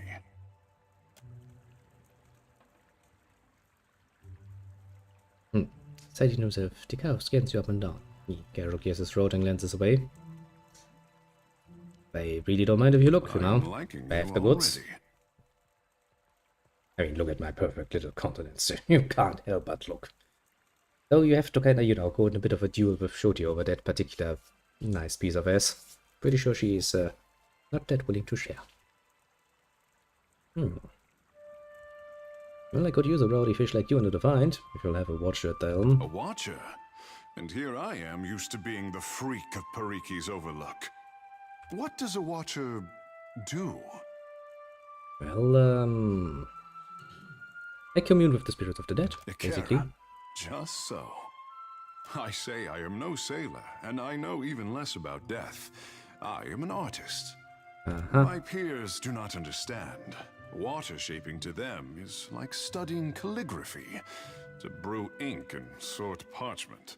I am rather curious to see what you can do after all of that build-up. The tide brings unexpected gifts.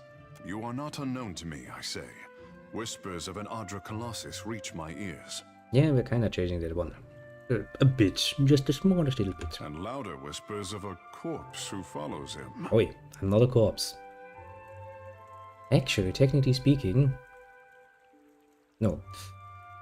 I don't fulfill all the requirements. I do kind of missing large parts of my soul, because those are kind of, you know, walking in the form of a giant colossus all over the fucking ocean. So there's that. But since my body in and of itself is still rather nice, fresh and breathing, otherwise Shoti would pretty much be guilty of sleeping with a corpse. That would be probably disturbing for her in the future. Yeah. Let's at least pretend that I'm most definitively not a corpse. What will you do when you catch up to this walking god? Offer a few complaints by him at ring, see where it goes from there. Well, no, he kinda needs to answer for his actions. As do many mortals in the Deadfire. It seems the gods are no different. Well, I mean, you know, technically they're not gods. We learned this already, but they're just very powerful beings that like to pretend to be gods. Because, well, when humanity looked up, or well, Kifkite looked up, they found out that there was actually nothing. And that was kinda depressing. So the Gryphians kinda made gods. Long story short, no reason to not, you know, judge them appropriately. If it untangles me from the guild's apron strings, then you can mount me as the figurehead of your fair ship. Ah, that's a very tempting offer, isn't it? Just nail him on the front. Our quarters may smell of fish before long, but your crew will be more beautiful by association, I say. Oh boy. Do the rest of us have a say in the matter? Lead on. It will be good to put some distance between myself and the guild, even if we find less savory places along the way. A fair warning, Captain. Ngati gifted her favorite son with more than his stunning complexion. What? Can you breathe underwater? Good guess. Only for as long as, well, I say you will learn. In time. You're a druid, eh? I do like the druid. I did really like the druid in the first Pillars of Eternity. Well, for one thing, he was a funny character. That's always helping. On the other side of the argument, he also was a very fucking useful one. Because druids were really, really powerful little figs. Why not? This particular druid, however... I really don't know if I want to have him around, because I can already see myself getting annoyed more often than not. But I mean, you know, my little watcher is a woman with needs, so maybe she will just, you know, make use of him and then use him, abuse him, and drop him, basically. Chance. Doable. A young Juana holds out his hands as if to catch an incoming missile. He winces in concentration as an orb of water rises and floats midair. Sweat drips down his nose. He flinches, and in that instant the water loses all shape and splashes on the floor. Crestfallen, he sighs and drops his stance. Did you need something? You seem to be having some trouble, my friend. I feel the connection to Andre just like Myru taught me. But there's something missing. Maybe it's my form. I have no idea. That's okay. Persistence is everything, right? Technically speaking, yes. As long as you have the smallest smudgeon of a talent in any given art. If you practice long enough, you will actually get somewhat better at it. It's how it works. Even if you have a mighty amount of talent, you would still need to practice because, well... Now, talent alone only gets you so far. You have questions for me. Speak up, I say. Are you aware that water shapers have been assisting smugglers in Yanacroft? Is that name supposed to mean something to me? Well, apparently not. You take a note as a small bit of sweat travels down the guildmaster's brow. She knows about it. She curls her fingers. It finishes. If what you're saying is remotely true, it would be a violation of our order, not to mention a breach of trust with the crown. Basically, you don't want to talk about it. Getcha. I can take it from here. Better to keep such matters discreet. Back to my other question. Tell me about your Akira, errand. my pleasure. Water shaping is a talent bestowed on the Juana by the goddess Ngati.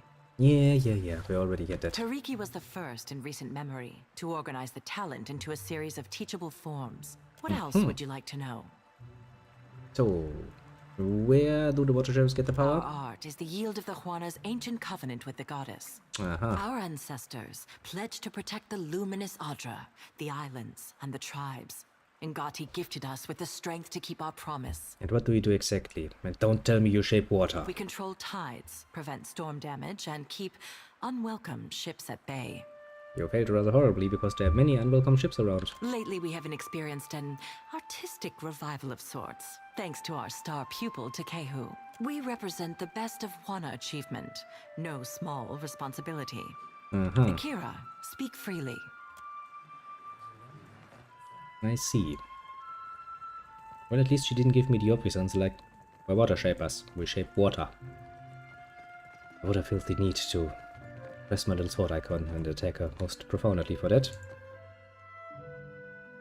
Well then, let's see what's below the guild then.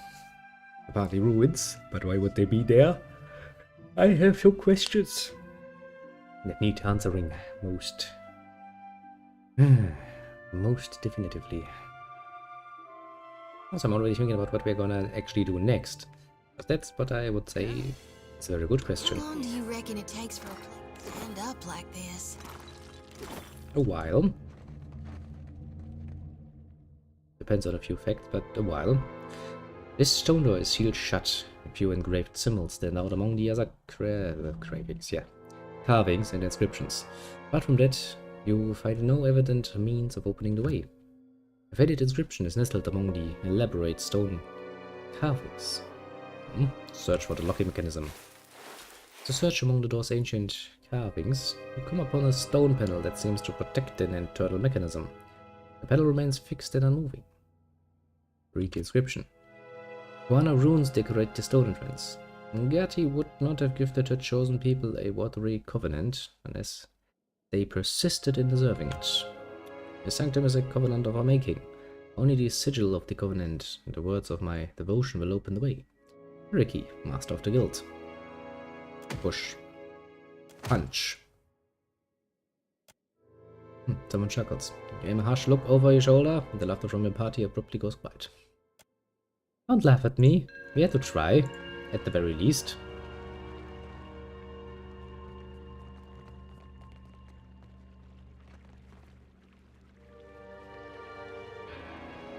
Yeah, water shapers down here.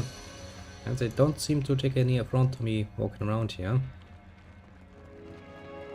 That, however, they would probably take affront to, yeah. Kinda figured.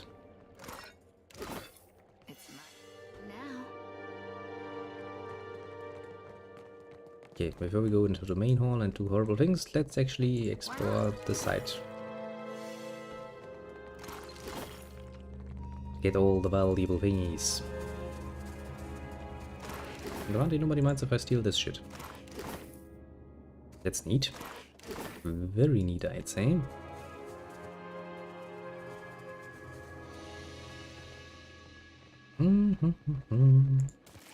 Also, no monsters until now. Kinda disappointing, but like as if there are some NPCs around, it would be rather strange if there were active monsters around.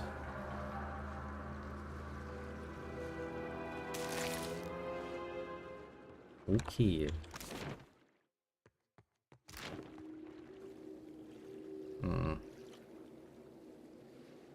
Maybe we can interact with that. That was fast mode. Tunnel descends sharply into the murky waters, and there's no telling just how far into the mountain it goes. I see. Okay, take care of the trap. Okay, why are you trying this? Aren't you supposed to be trying this? Better. A lot better. What for, Cap? Okay, what can I do with the statue? The statue depicts an Amor woman, her hand extended and grasping at the air. A rodent plague sits by her feet. Something about the statue calls out to you, the echo of a fractured soul, it tarried in its place for long, thoughtful years. You feel victory tinged by grief and regret. Well, inspect the lingering soul. Your vision bobs with the motion of the sea. You stand aboard the deck of Swift Winds, where your mates shall bemused self-congratulatory glances as they work. One of them claps your back with approval. You step back and aim a reproachful look at your mate, however friendly his intent. You know there will be time for reprieve when you are squared away in Nikatorka. Something cuts through the water to your port side, an enormous shape just beneath the waves. Someone shouts that the winds have turned in your favor at last. This is followed by an enthusiastic cheer among the crew. You don't sure they are Merv. Bring home a mighty gift. Though it takes an unusual form, and that you pray to Negati, you're able to keep in check. Hold her hand. Grasp her hand with tenderness. At first nothing happens. Then a tiny droplet of water forms at the corner of her eye and rolls down her cheek, dripping on the floor. Wipe away the tear. Don't cry, little statue. Don't cry. Reach out and draw your thumb down the statue's cheek, wiping away the trail of moisture. For a moment, the stone feels soft to the touch. Attempt to read the plague. The words are much eroded and water damaged, but a few choice snippets of phrases stand out with clarity. Ricky, one hunter, crossed the length of... back again. But for cunning Neil, may her rest his soul. Edom. Closer scrutiny reveals that the inscription was purposely marred, an act of sabotage done perhaps years ago. By the thoroughness, you suspect K-fans. I would probably. What say, friend? The guild sanctum has seen better days. So this is your sanctum, then why does it look like ass? You don't really take care of your things, do you? Are you a water shaper? Akira. One of middling skill, if I am generous. Not all of us can boast of Takehu's talent. But Nagati touches us differently, I say. Yes, I know. Nagati's always busy touching you in very, very special places. The guild didn't used to allow outsiders the freedom of our halls. Akira. But how times change. That's behind that stone by the staircase. Sanctum for master water shapers, I say. No students or outsiders allowed. How sad. I'm sure there are some riches that would very much like a new owner. I have never been there myself. Myru assures me the room has no need of cleaning. What do you do here? Simply a caretaker. I dust off Pariki's tomb and try to keep the place tidy. Caring for the guild hall usually means drying off what others get wet in practice. You do know that the inscription of Periki's tomb has been defaced. Water damage, I thought. Are you fucking blind, man? There's a difference between water damage and somebody taking a fucking chisel to it. I say it's been that way since I got here, but I cannot recall if the former steward ever mentioned it. Somebody's trying to hide something. Also, that statue is most definitively not happy. I mean, it's quite literally crying.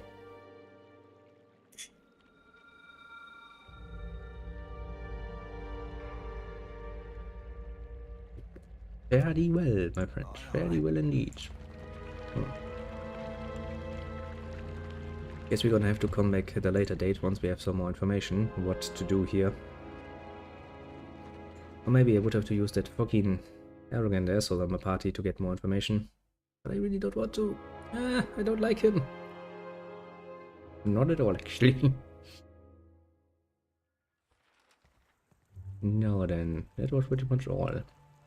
We shall now take in most detailed look at our little quest log and decide what actually to do next. I think that's, as far as planning goes, not a bad one at all. So that we can determine what course next. I kind of want to keep the last area of Nikitaka, the Serpent's Crown or whatever, for next time, honestly. It's raining. Great. So let's see. We have the bounties, but with our current ship that's just not reasonable.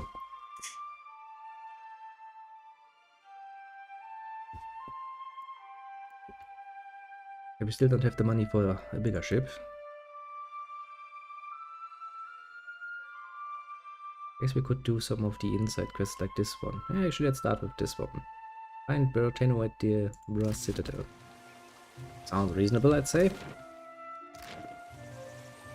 I mean, doing some side quests is basically part and parcel of what it means to be an adventurer. So side questing it shall be then. For a bit at least. Exploration, then side questing, and then next time we're gonna talk with the Queen, I think.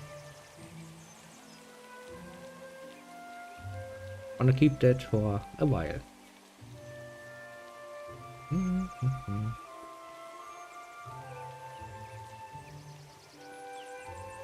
I must admit I do like it. I mean, I'm not much of a graphics enthusiast, so to speak, but I do like that it looks nice.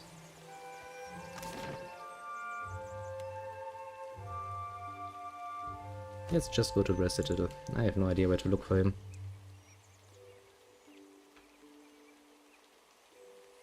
So, good at any chance that he's outside. Nothing. Where is my coffee? There's my coffee.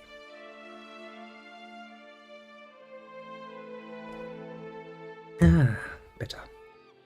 Now then. I have already dislodged one trespasser from my head. I've no interest in another. Sorry, lad. Thought that chip on your shoulder were for all to see. Do you ever have a thought and just decide to keep it to yourself? More than you know, my dear mate. More than you know. Yeah, and why do we feel the need to then poke into other people's head and consider that to be normal? Well, look who I found. Beat it. I don't have time to chit-chat. Oh, you will.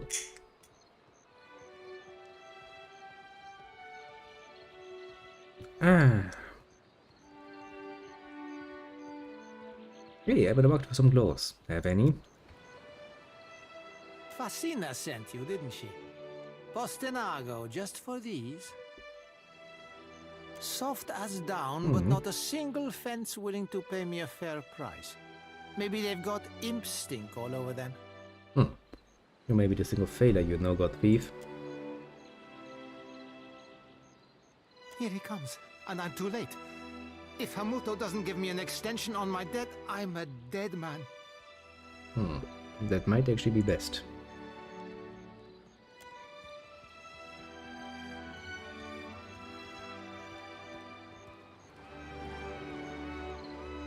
Jody just lights a little lantern going like, oh look, we can see the people better now. Like, yes Jody, we know you have a lantern. Now you like to play around with it. Please, stay reasonable.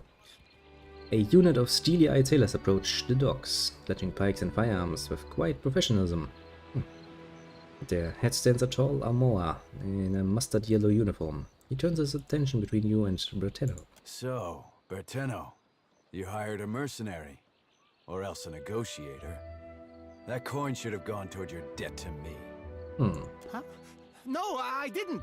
That is, I would never go behind your back. Bertello, shut up. The adults are talking. I like dealing with people of substance. Me too. Goes a long way. This is a private matter. Your interference is unnecessary. You sound more reasonable than I was led to believe. Do I? One can be adherent to the tenets of maritime law and still be seen as a monster. What is your plan for Bertello? Indentured servitude. Kinda I trust so. this is a more honest and respectable alternative than any pursuit he would take on his own terms. Honestly, yeah. Be calling it whatsoever you like, Captain Cogswallow. But your honest and respectable slavery be slavery all the same. Well, no. It's actually different. It is...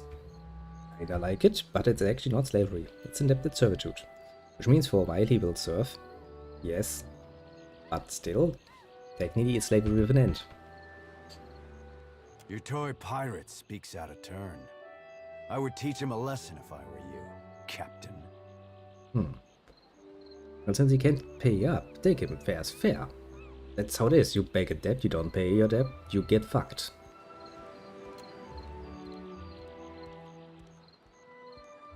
Enough.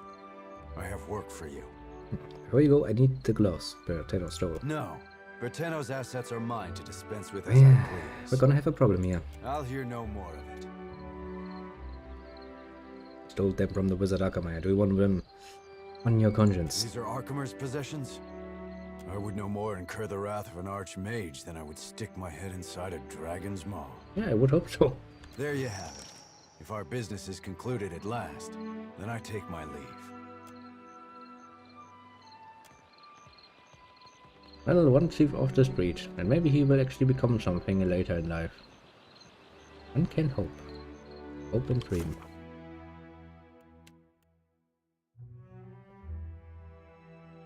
Okay, so one time talking to Fasina and the other is talking to the guy with the satchel.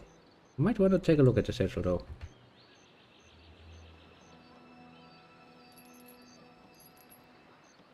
Just to make sure we are not delivering, you know, I don't know, a nice little explanation on how to build fucking massive bombs or something.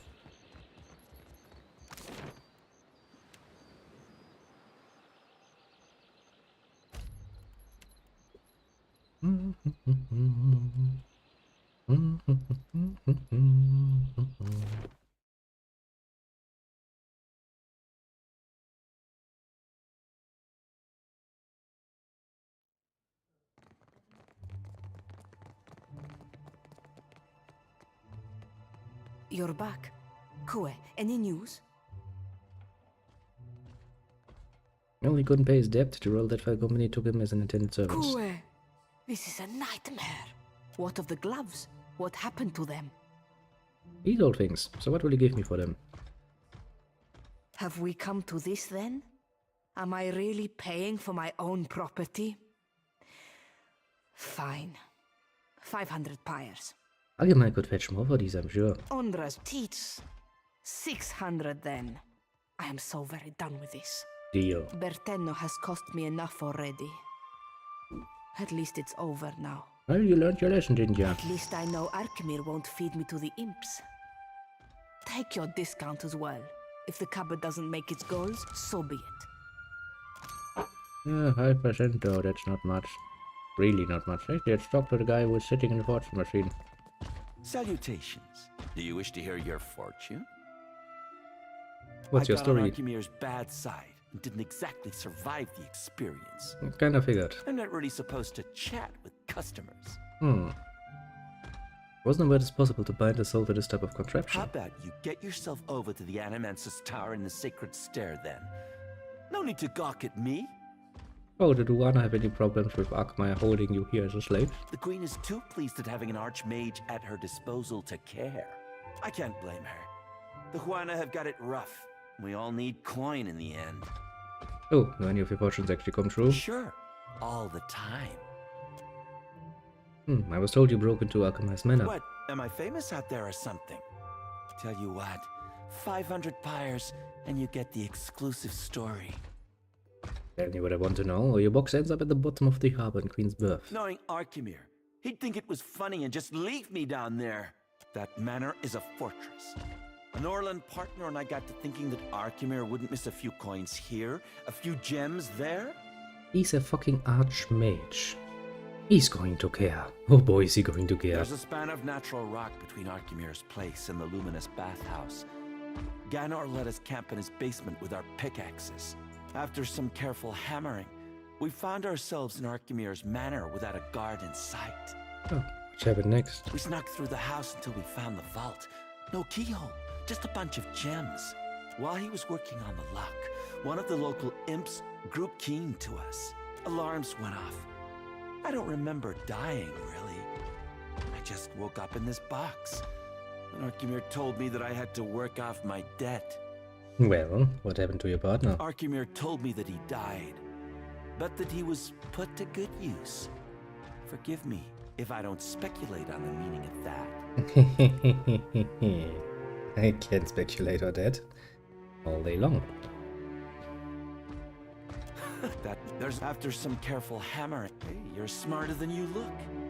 We might have been able to crack the lock on the front door, but who knew how many guards would meet on the other side? We snuck through the house until while he was alarms went off.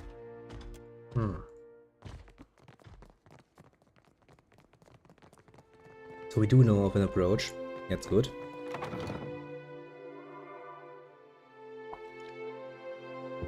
Well, technically we know of two approaches at this point. If the vault is in the basement, then going at the top level would probably mean having to deal with all of the constructs and guards.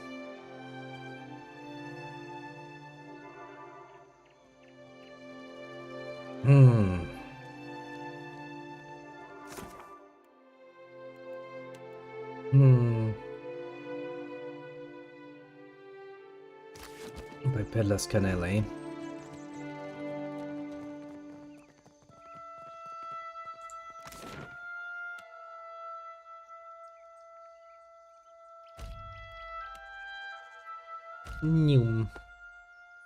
Oh great, we're getting accosted. On the open street even. How nasty.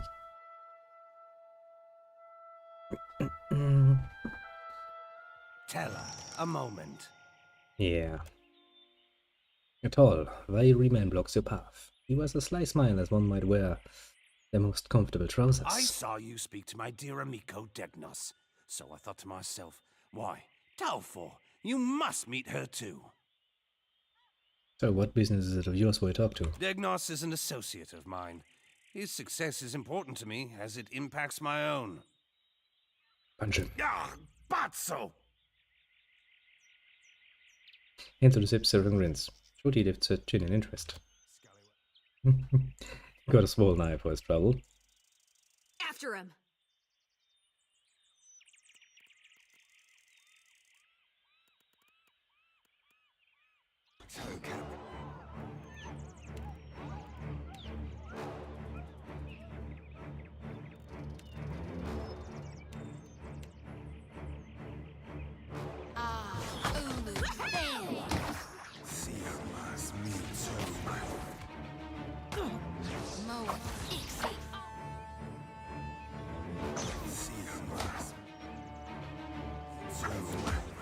Now then, let's see how this works out.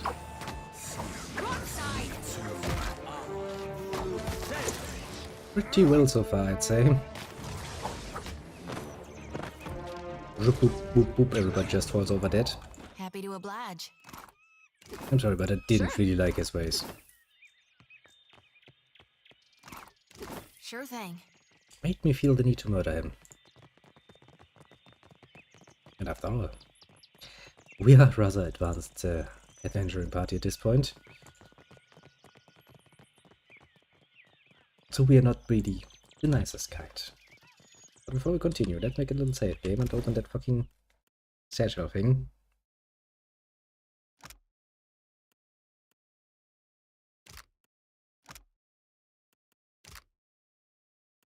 I can't. That's not nice, game.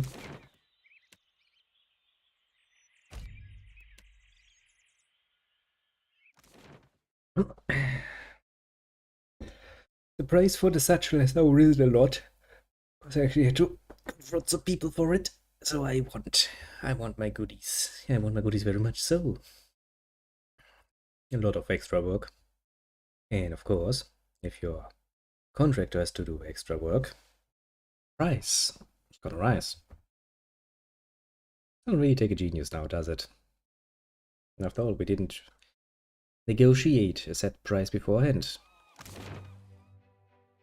Where's the channel? I'm supposing somewhere around here.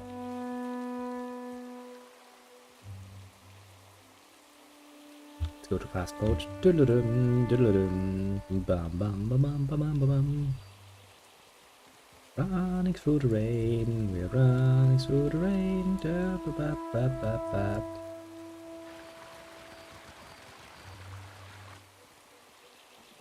Where are you hiding, little one? Come out, wherever you are. We need to talk.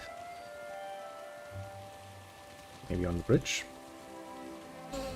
Hate it. It makes me run extra rounds around. It's gonna increase the price once again. I want a nice lot of money for that fucking satchel at this point.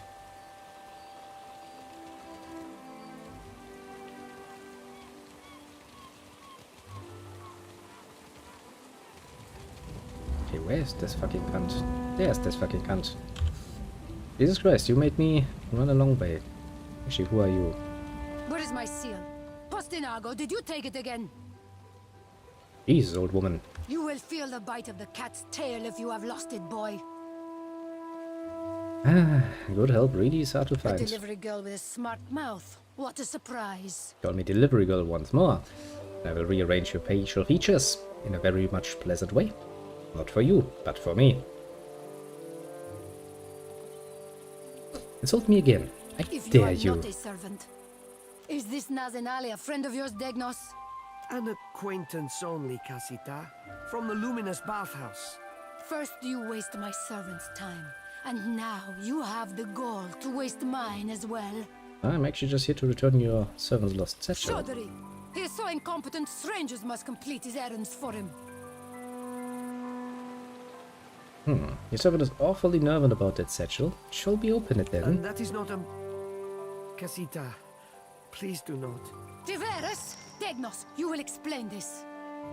She pulls the seal from the satchel with a flourish. And what is this, eh? He begins to laugh nervously. She digs again into the satchel, this time removing the letter. Que? She opens the letter and begins to read. With a strangled cry, Vecno stumbles back, takes off running full pelt down the docks. Helia, grant me wings.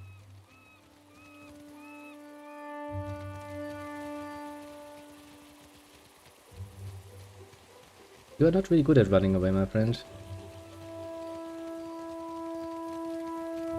Really is not good at running away. So where the fuck are you going?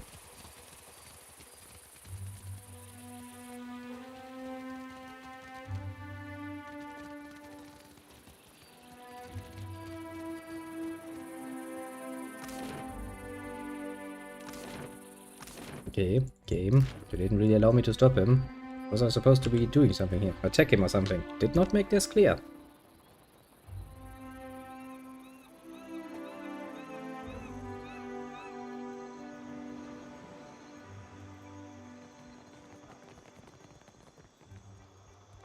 It is a pity you let him escape.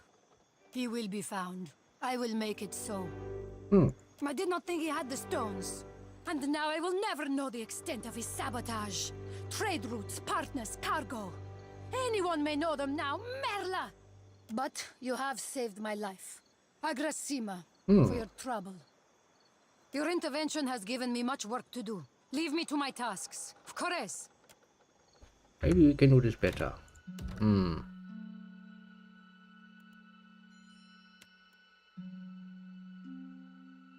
Maybe we can actually attack him while he's running away.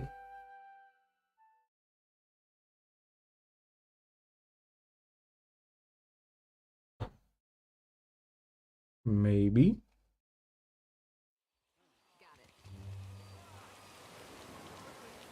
Something I can do, Captain? Happy to oblige. Yeah? Where is my seal? You will feel the bite of the cat's tail if you have lost it, boy. A delivery girl with a smart... if you are not... Is this Nazenali? And at first you waste my servant. Chaudhry! He is so And that is not... And what is the...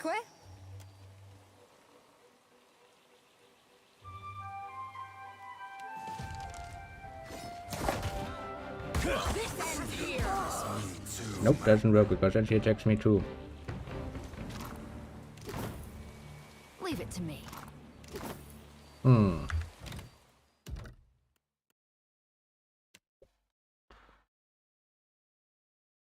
it just not possible to catch him? Because as soon as he runs, I can't catch him.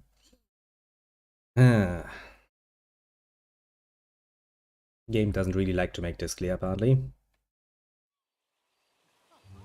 Of course. What for, Cap? Maybe I have to wait until he's, you know, in a bit of a...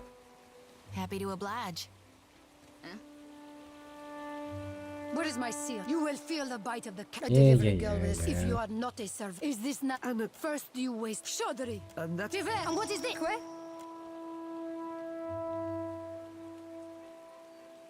Helia, grant me wings. Helia, grant me wings. Helia, grant me wings.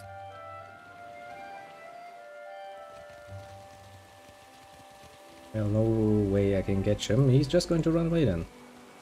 It is a pity you let he will be found. I did not think... But your intervention... Well, doesn't matter. I get my coin. I'm happy. But still, this is really unsatisfying. And I can't attack him. That's actually what's really annoying me. I mean, I can stop him, you know.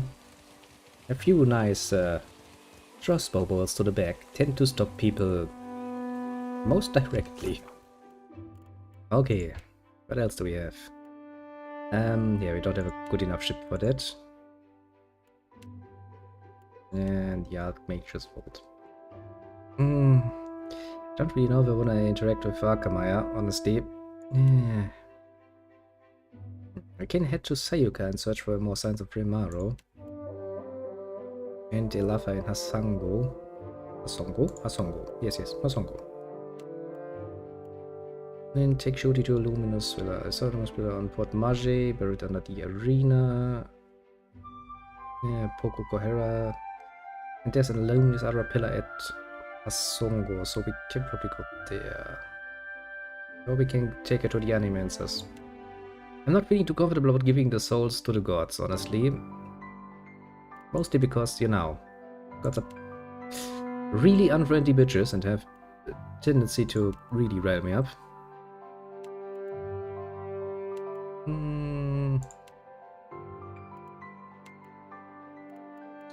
Yeah, yes, actually, we're gonna talk to the necromancers. Oops, Freudian slip there.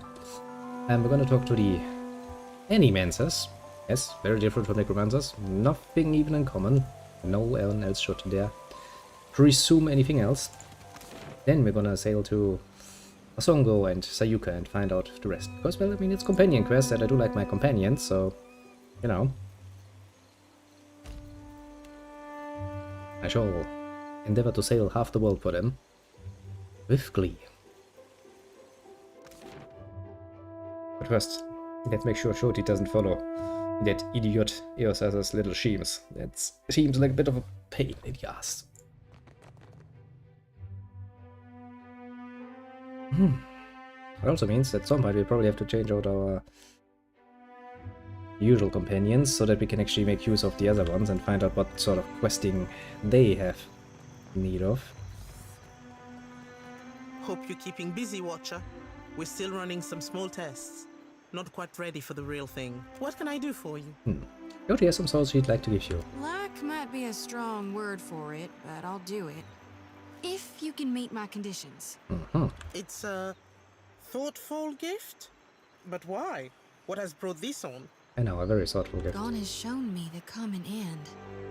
Darkness will fall upon hell, beginning an extended season of death with no rebirth for any of us. Well, we're all gonna die, basically. Alright, I knew I shouldn't have asked. See?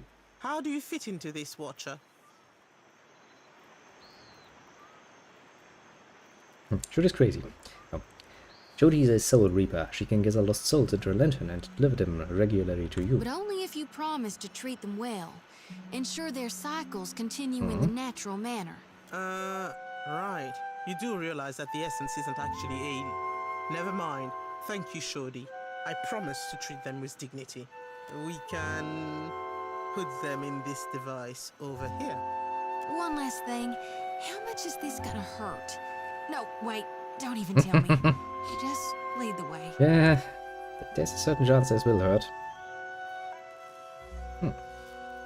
You ready for this grand merger of faith and science? Animancers, if you got any energy vision goggles, you might want to don them now.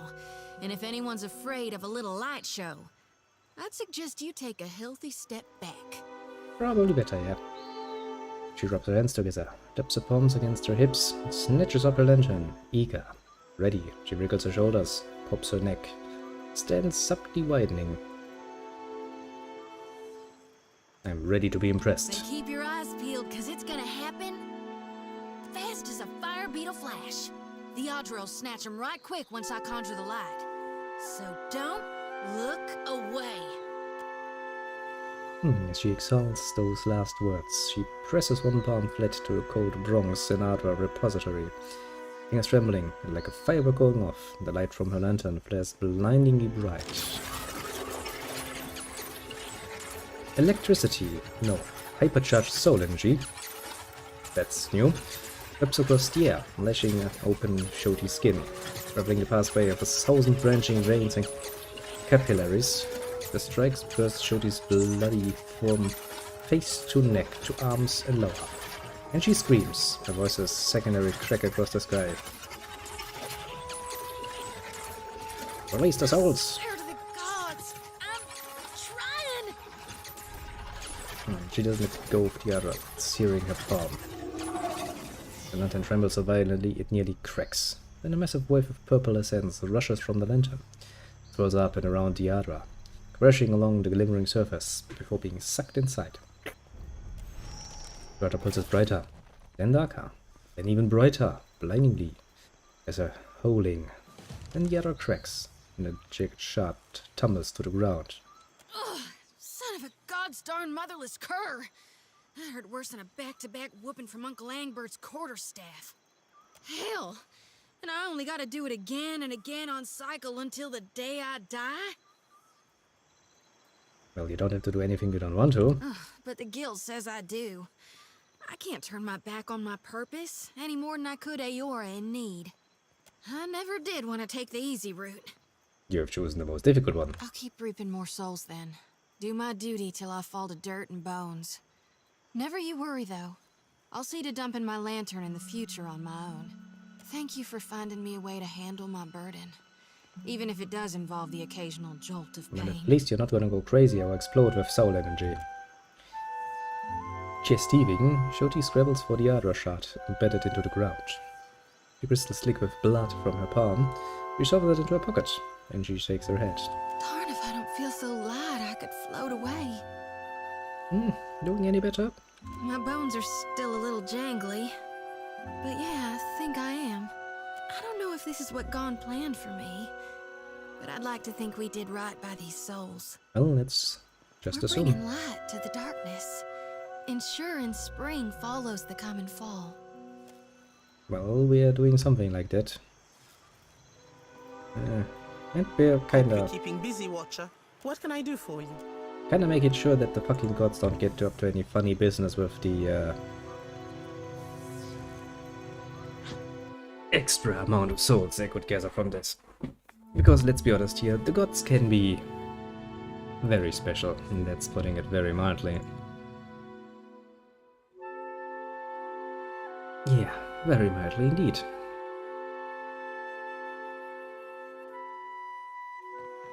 Now then, with that out of the way,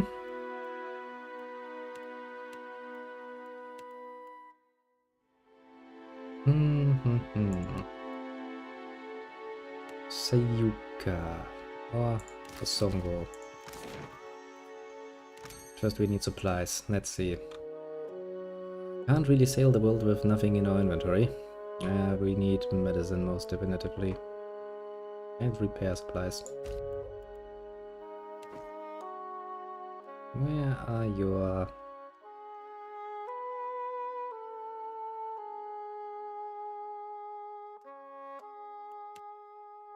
And do you have any medical supplies? Yeah, they are. Was just blind to see him. Okay, full supplies. We still have a nice amount of water. Seems to me like we are good to go. To solve more of our little companions' problems. Problems they have. I mean, to be fair, Shodi's a bit of an exception because she kind of walked into that particular problem on her very own.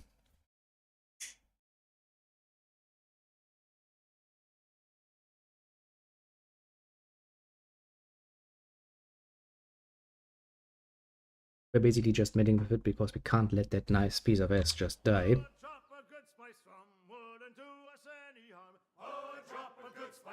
Well, this one is closer.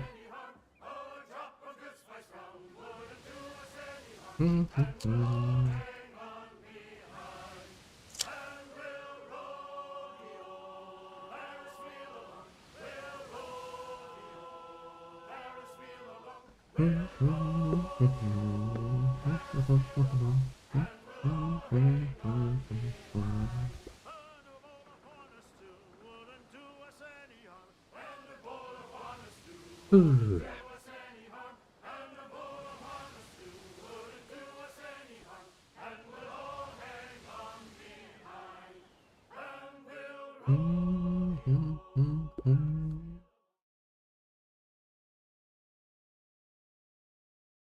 Now then, back to this particular ruin of a fortress. Who thought we'd be back that fast?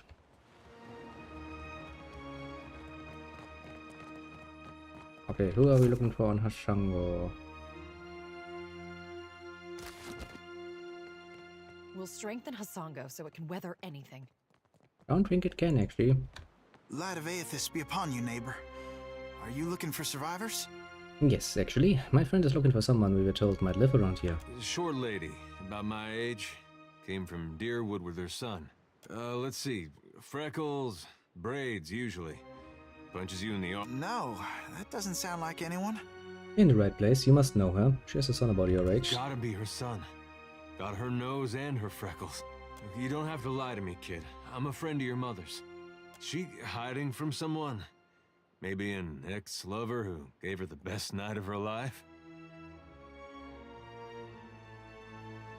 Well, you're protecting her, we understand. No, I misspoke. Forget it. Just tell me something. Your father, you know him? I'm sorry, who are you? Relax, that is a good man. Likes animals. Lions, bats, and Orleans, to name a few. Yes, I knew my father when I was very young. He was a man of strong faith. Have to be. You get a lava mad, you need a god on your side for protection. He was lost to us during the purges, which was how we came to flee here. So you met him. Well, that's great. You had a dad. He's not happy. Where's your mother now? Got a lot of catching up to do. My mother is with Aethys. Maybe you hadn't heard, but Eos is a giant Adros that you walk on along the seafloor. Yes, he walks among us once again. She passed the veil a few years ago. A flu. It's possible her soul has taken a new body by now. But if she was truly blessed, she marches instead beside the shining god. And his face has gone scarlet beneath his farmer's tan. His nostrils pulsate with each heavy breath. You lied to us. Said you didn't know her. Expect me to believe this now? Does look like he might be alone here. Well, he hides his grief pretty well, doesn't he? I'm not lying. She's buried on the other side of that hill. How could she be gone? Don't be troubled by her passing. All souls that march with Aethys receive his warmth and light. You seem confident in a god who is causing a lot of destruction. You can't build on broken foundations. Real change needs destruction. Oh boy. I have a lot to tell you about it. How that particular nonsense works out. There's that whole thing about how the revolution eats its children. It does. Quite literally. I trust my God knows better than I do. He knows truths I'll never learn. And got that right. I was once lost. I struggled as you do now. But the partisans of the lighted path have restored my faith in Aethys. Oh boy. What greater honor than to march in his vanguard? Who are the partisans of the lighted path? We began as children of the Dawnstars, separated from each other as we questioned our purpose. But then Aethys granted a vision to Gadarian Bosch. Bosch saw an illuminated path lighten the way through a black abyss. And he saw Aethys marching on the path, and Aethys bade him to march alongside. Not quite how I've been seeing it, but everyone's open to their own interpretations. And the Shining God told Gadarian Bosch to gather an army of the god's truest followers, and to prepare to lead it into battle. You'd think after getting blown up, he'd slow down on the battling. One would think that, yeah, after getting blown to fucking smithereens, he would maybe consider another pass, but then again we're trusting the words of a fucking boy who follows some religion. So why did you lie to us? Gadarian Bosch warned us. Those outside the partisans may ridicule us and test our faith, especially our old families and others close to them. We've learned it's best to keep to ourselves and those with open minds, which relations and friends mostly aren't. Oh, has this boss shown any proof of his visions then? Aethys himself has appeared in Deadfire in the form Gadarian Bosch foretold. That's more proof than any of his faithful could ever ask. What fortune to be given this opportunity, to know our God in the living world. So will you know, join good old Aethys when he marches beneath the sea? It'll be a great journey, but we're prepared. Gadarian Bosch knows the way. So who does Aethys intend to do battle with? We don't know. The end of the path hasn't been revealed to Gadarian Bosch yet. Well, great. But to the faithful, shouldn't matter. Oh, there. Did you get what you needed here? We can go. Where we're going. Hey, kid. What was your name again? Baird. Right. This lighted path fellow, Bosch. Sounds interesting. There's some way I can meet him? He's usually on the move, rallying followers. But the partisans of the lighted path often gather in the temple of Aethys in Nekataka. I am soon to go there myself, in fact. There's an adherent there, Ogna, who initiates new partisans. No doubt she'd be pleased to help you. Aethys needs able soldiers, even in their elder years. It has bits. You should consider what Ogna has to say. It might speak to you. Farewell. Is there anything else we can do here? And probably better to just hit sail again. And the other quest leads us to Sayuka. This is getting mighty complicated. So much trouble brewing. That's not good. Well then, at least it's only a short journey up. At least that.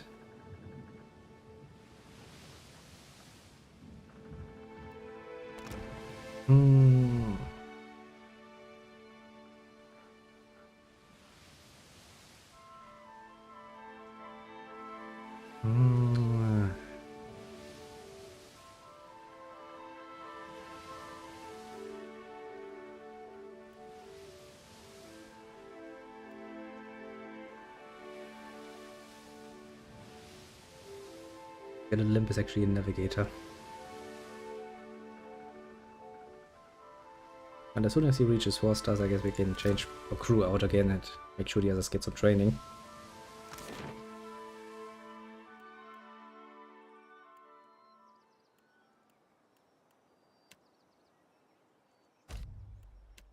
Let's just go to Sayuka.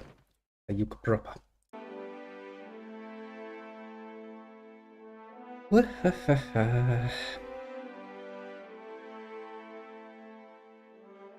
Now then, let's see.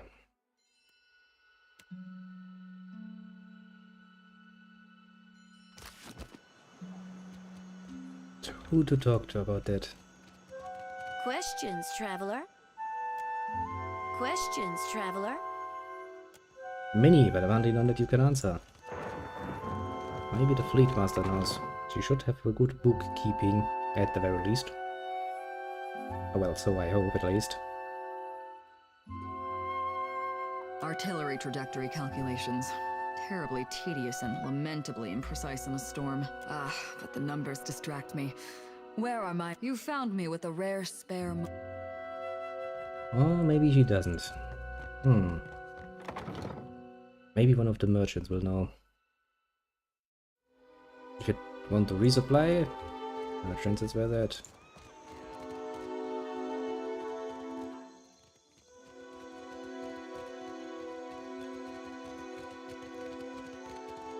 You look hungry, Aki.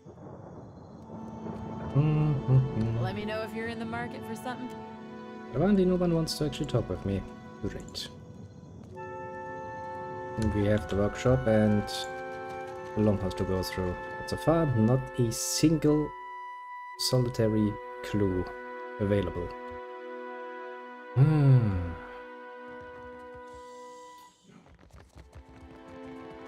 Stay out of the way. Well, this works splendidly so far. Very splendidly.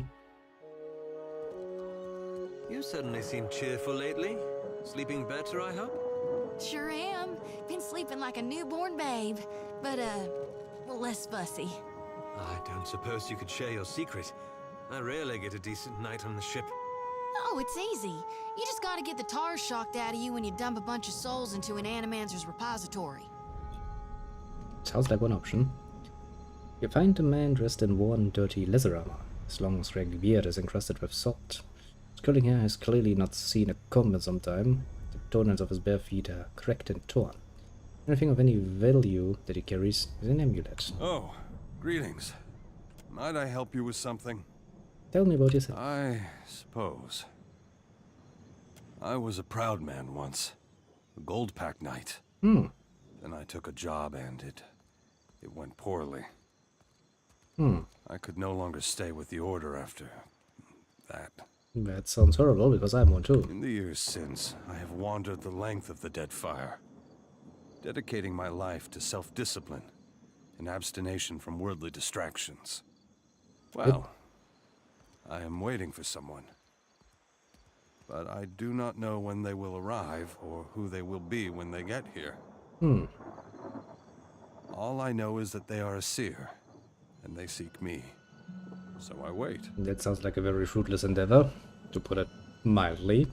But then how will you recognize them? I will not, but it does not matter. I have this amulet here, and I yet draw breath.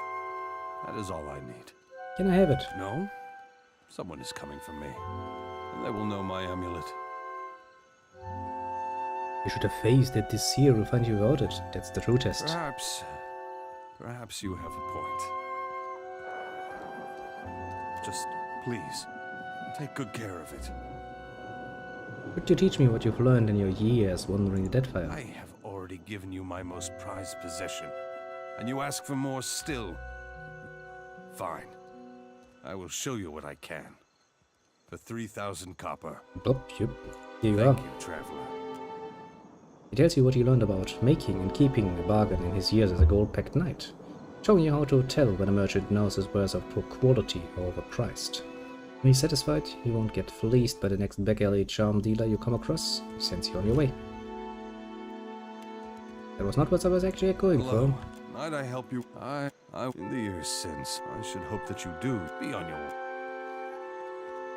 Okay, we got a nice little amulet for our troubles. That's neat, but that was not what I was actually looking for. I was looking for information.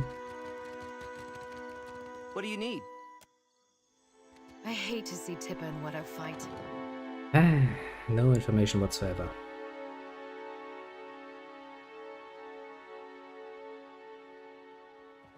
What do you want? Still, information. What say, traveler? Carry the winds with... My wand has not What changed. say, traveler? Carry the winds. But apparently my wants cannot be met.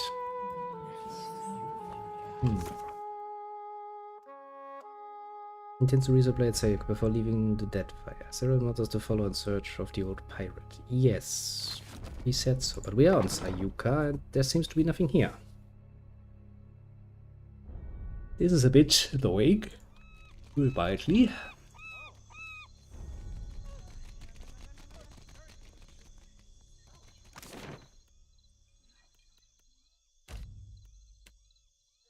Okay, what was outside the city? Let's take a look around and see if we can see anything that looks suspicious. Very much suspicious indeed. I mean, there's that bog, but we kinda cleared that out already, so there's no reason to get involved any longer.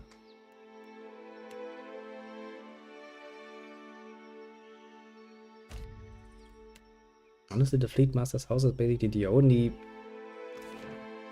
thing I would say is reasonable, because it's the Fleet Master. They should have a fucking book about what ships and when they came. You found me. I'm a fleet master of the Rawatai Andra's mortar. Game is trying to be difficult about it. No, you really need to make this difficult game.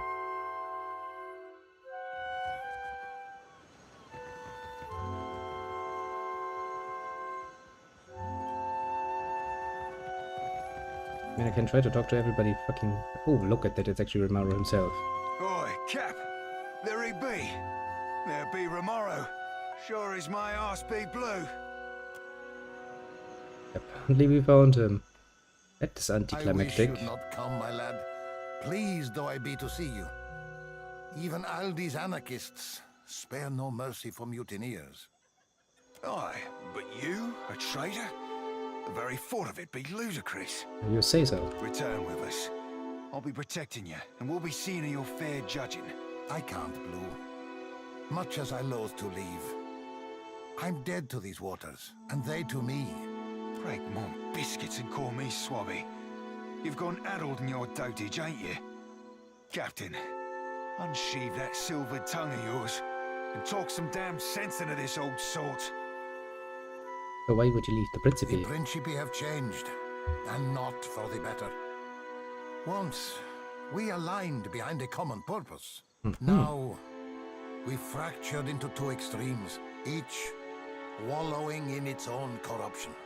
You're fleeing your problems. Doc, these roomy eyes have seen too much. Nepotism and cronyism run rampant, rotting the Principe from inside out. Power consolidates behind the least deserving. Ah, boy. The Consuelo's leadership founders, and with it, my faith. Belay that plan of you, old sea dog. You're no good as any. There ain't no faith on these waters, save that you be finding for yourself. Betwixt your brains and my swagger, we'll be right in the good ship Principe San Petrino forthwith, and be shot of these ship squiffy doldrums. A fine dream. I pray to Andra that you achieve it. For me, though, the current flows but one way. A return to the Principe would mean my death. So, is it true what you're accused I've of? not heard every charge against me, but that of mutiny, of that charge, I bear guilt. Why? The sorcerer were our home and kin. We're our cock-swelling pride. And you bartered it to an half-drowned old elf for a pint-bilged fucking clipper. 14 years I spent swabbing them decks. Longer yet for you. Captain Bastion trusted you. Well, he did. I trusted you. Ac. Bon amico. Sientere, Seraphin. I've disappointed you. Hurt you. No words can justify my actions. Well, shit. I only hope you believe me, that I did what needed doing. How can I? Stefan, you've heard Romeo's confession. What would you do with him now? Cut him loose, Captain. Let him hold this shit close to his bilge rat heart, for what beats be remaining it. We'll leave you be, Remaro. Agrasima, Watcher. The Clipper will be loaded soon, and then we'll be away. Kores, Seraphin. Bonai Miko. Take this. May you have rare cause to use it. It's a pistol, isn't it? Again someday. It is a pistol he just gave me. Kores, Bonamico. Well, that was unpleasant. Ahoy, Captain! Oh, yourself, Seraphim. Truth be told, I've not felt so cozy in a crew since my tour on the Sorcerer.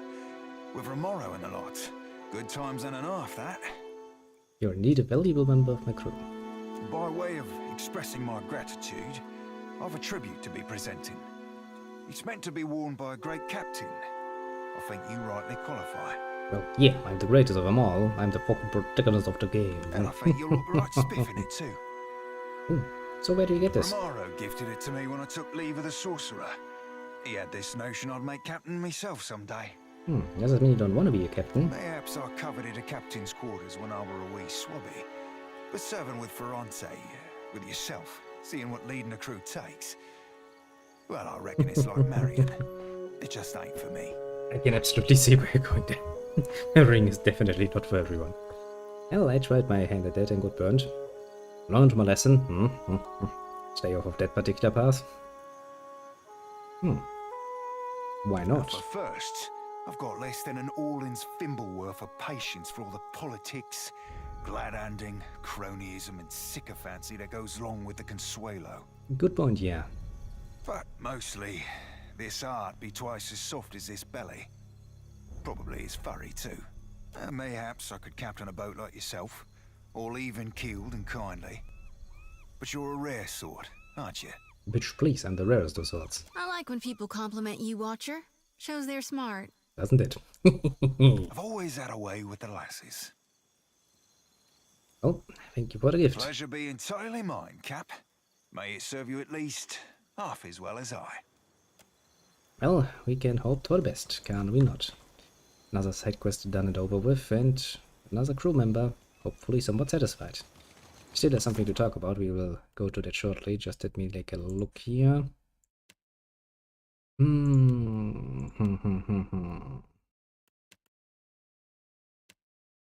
Technically speaking, this still leads us back to Nikataka, where we started.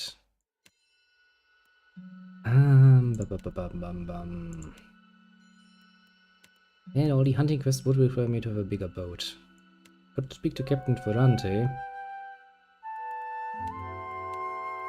We could, potentially, maybe.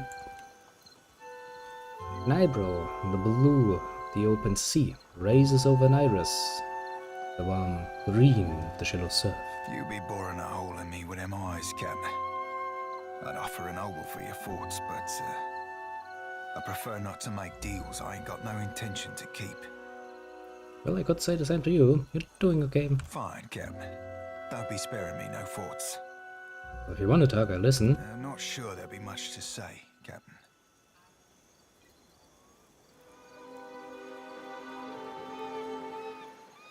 At least you've got someone to stay with if you ever travel out west. I did myself, but if someone broke my castle. Aye.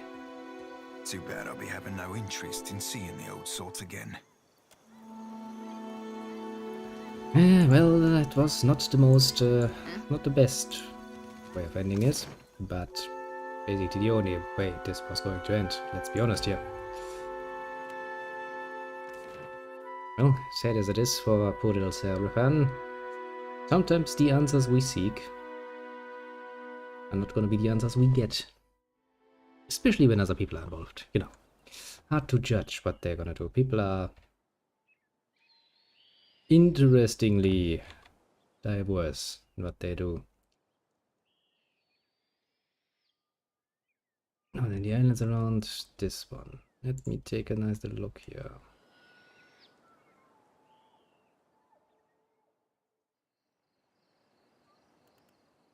I'm pretty sure we've seen all of the things.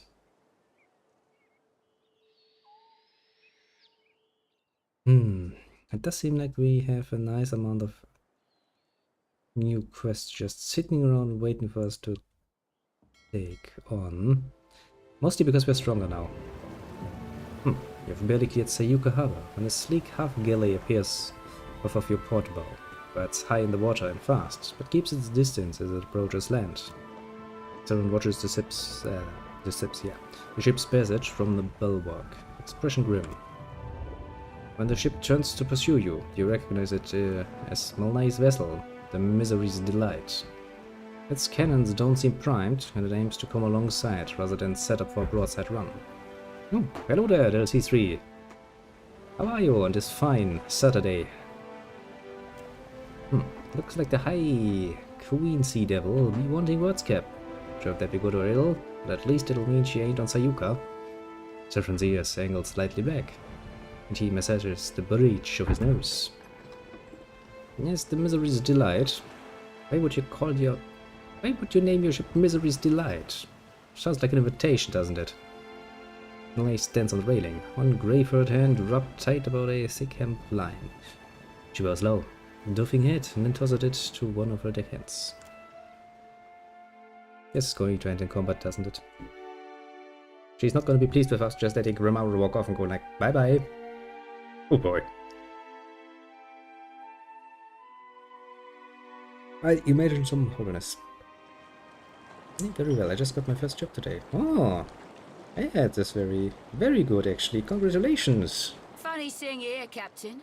Especially since we've tracked Rimaro to this very rock. That deserves a nice swig of my coffee in congratulation.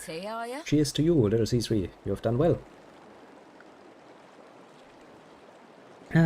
As for me, well, apart from having, you know, to reschedule everything from yesterday evening because of basically like a bitch, you know. I get a call and I'm off to do work. Feels horrible, but that's just how it is. Also, you have a red circle around you. Enemy. But apart from that, I've since recovered. I had a nice long sleep. Well, now I'm sitting here with my pipe and my coffee, and I'm feeling, well, blessed of all the world. Most definitively. Also, I play a game that I enjoy playing, so complaining at this point would be rather arrogant, wouldn't you say?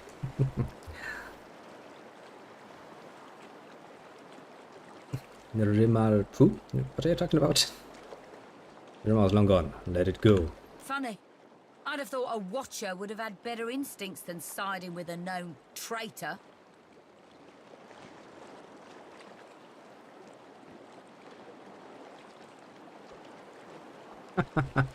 You don't know me well, do you? Fuck it. We'll deal with you first, then go have a little chatsy with Rimaro. No quarter, lads and lasses. Yeah, I don't think that's going to work out.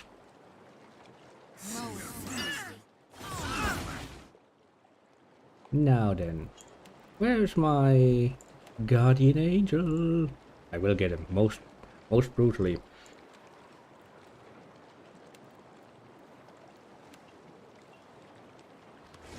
That's how my plan goes.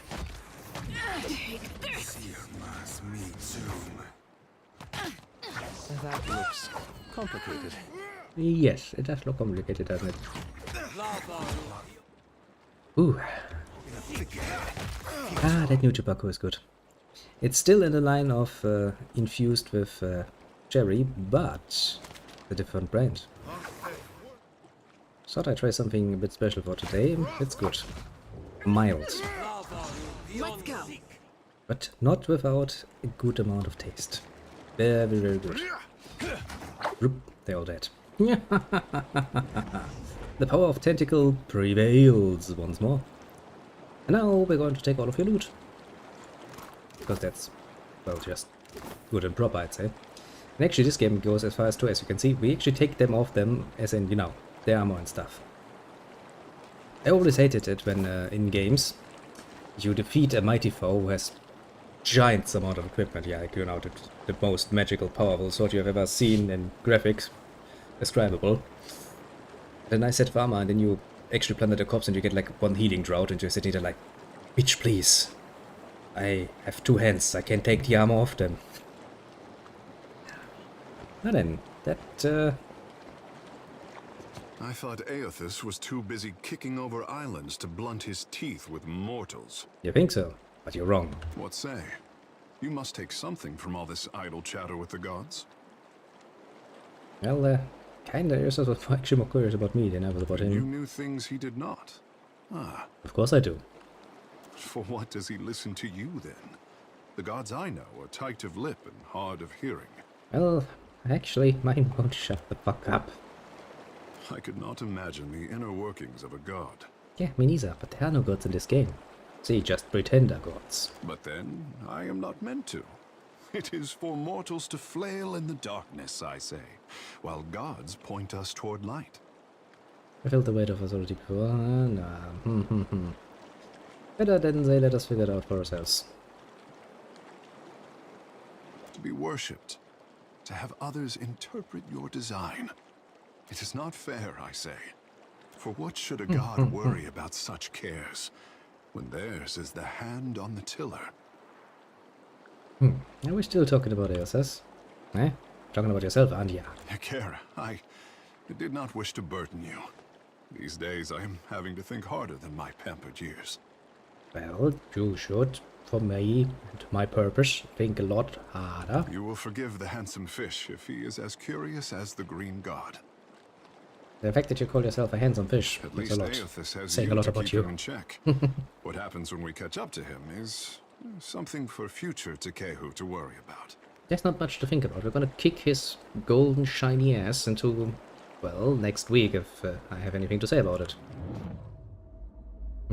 The world around you darkens, and you once again feel an insistent tug for your attention.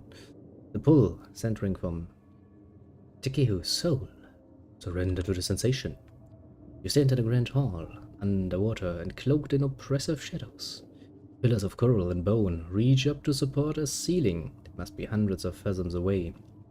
Chandeliers, lit with bioluminescent globes, dangle from long ropes, swaying in languid, tentacular motions. That's a lot of saying for there be some lights on the ceiling and they sway.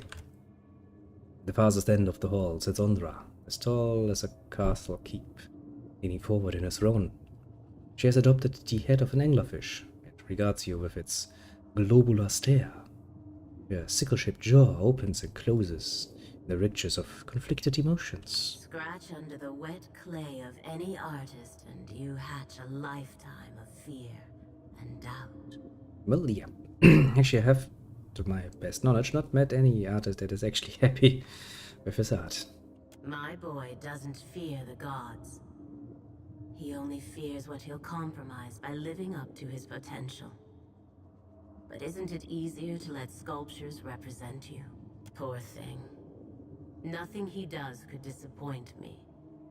But that is a mother's prerogative. Well, yeah. Your mama's gonna be happy with what you'll be doing. You're like, yay, that's good. Even if you give some draggy little, you know. Sure, it's wrong to her. I had some questions. You have questions? Kara, I have answers. I sure hope.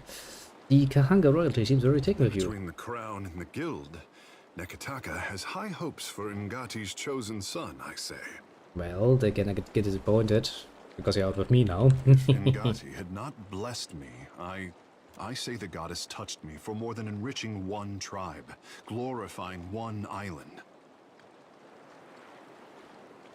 Well, I can tell you don't really want to be anyone's savior. Kara, yes. Seems legit. I say there is me, Takehu, and there is the Takehu others would make like a coconut husk doll. Yeah, that seems unpleasant, alright. You know, bit of advice. Don't listen to the gods. They're assholes. I know it. My previous life in Pillars of Eternity 1 knows it. Everyone knows it. You They're mean assholes. the one people would play with? Anyone with the strength to pick me up may play with me, friend Shouty. The more I try to be the Takehu I know I am, the harder I am constrained. What say? Well, no one should really pressure you to be something you're not. That's idiotic. But it is the adoring people who made Takehu the savior of the tribes. Many think that I have a duty to the Huana. I say I am the only one unconvinced. Well, I'm the Lady of Katnua, but you don't see me rebuilding my keep. Yet. Kara, just so. Yet, that is. I will rebuild that fucking castle if I have anything to say about it. I will make it even grander than before. I will build a fucking connection to the ocean so I can bring my ship along. If I have to enslave the half of the deer to do it, so be it. That's a price I'm willing to pay. I thought that's nonsense. Also, they do fucking owe me a lot. I dealt with the fucking Hollowborn crisis, now I'm dealing with freaking Eosas. And fucking giant shiny Adra construct. Yeah, I'd say people owe me a lot. Hesitating at first. TK who employs your hand. No, envelops your hand. That's far more reasonable. The scales along his palm bows prickly and warm. Just that it seems he will break away. But he leans in closer. I know how I seem. We did not have this word conceded before Adirans landed on the Isles. See, they brought something nice along. New words to insult each other with. Well, you've certainly made up for lost time. Indeed. If Ngati had not touched me, I wonder if anyone would care. Well, why would you care if they care? The world already darkens. Again. And once again you feel an insistent tug for your attention. The pull once again from his bloody soul. Let's see what it's this time. Once again, you find yourself in Ondra's waterlogged hall of power. Its weighing of bioluminescent chandeliers casts uneven rays of light down on her court. Poor boy. He has it backward, as usual. Okay, listen, Ondra. Just for a second, if you're so concerned with your little boy, why don't you just fucking talk to him directly instead of invading his soul and making me listen to your fucking prattling? I did not choose him so that he could do great things. I chose him because talent should be fostered toward any end. Sadness and regret creep into her tone.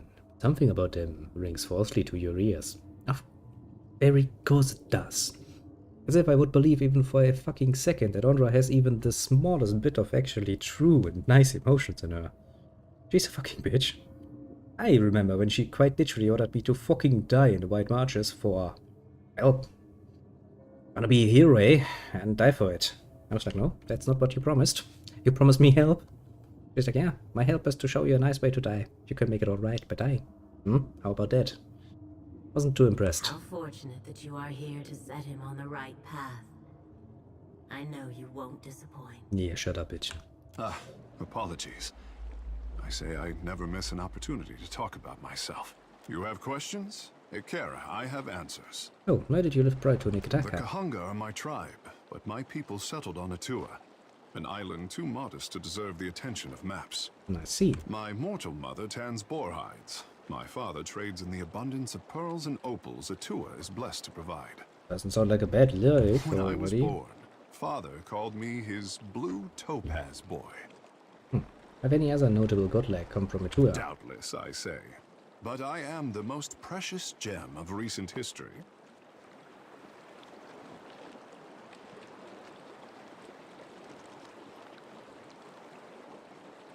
Godlike are revered as bringers of local change, but only Ngati's chosen is thought to deliver an omen for all Huana at once.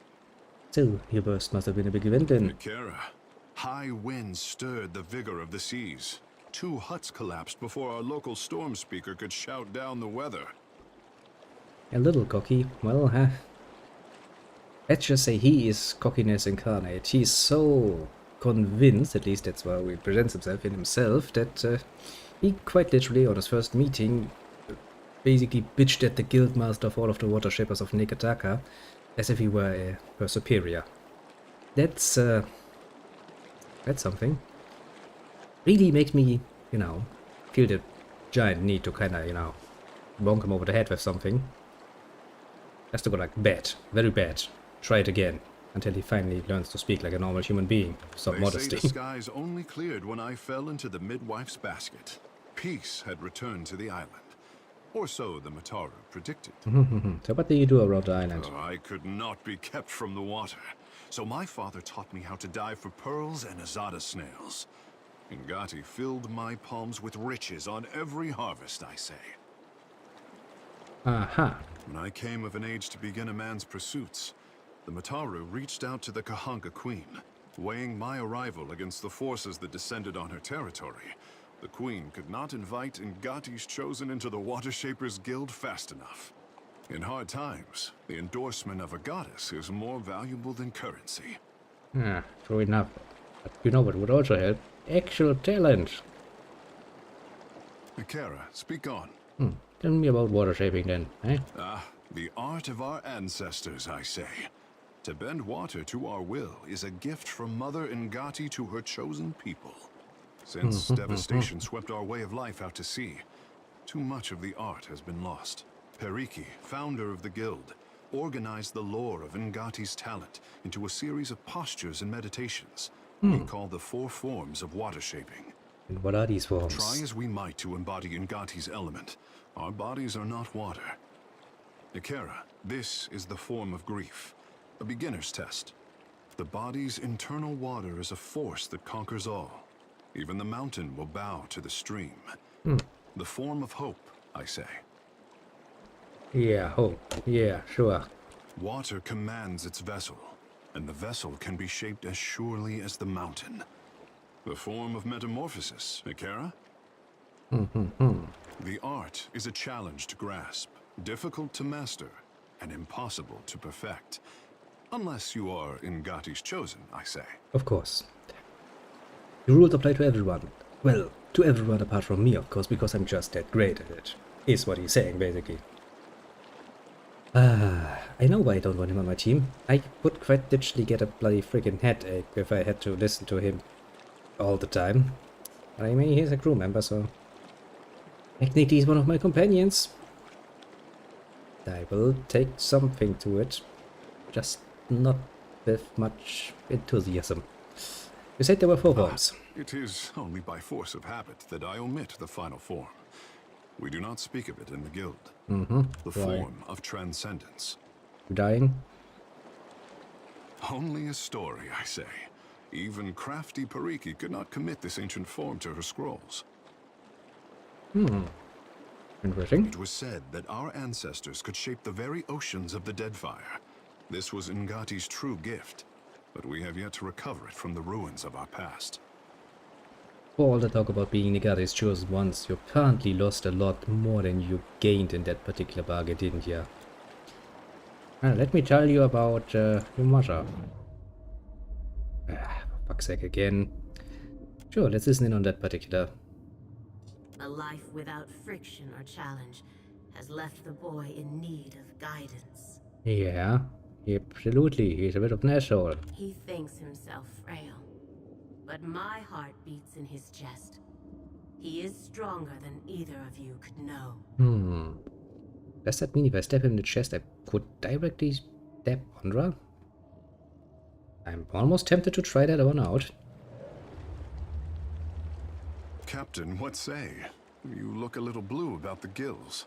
Don't worry, Ondra just reached out to me. Ngati spoke to you. Yeah, she does so quite often, actually. To leave her son guessing. Oh, this is my tricksome mother through and through.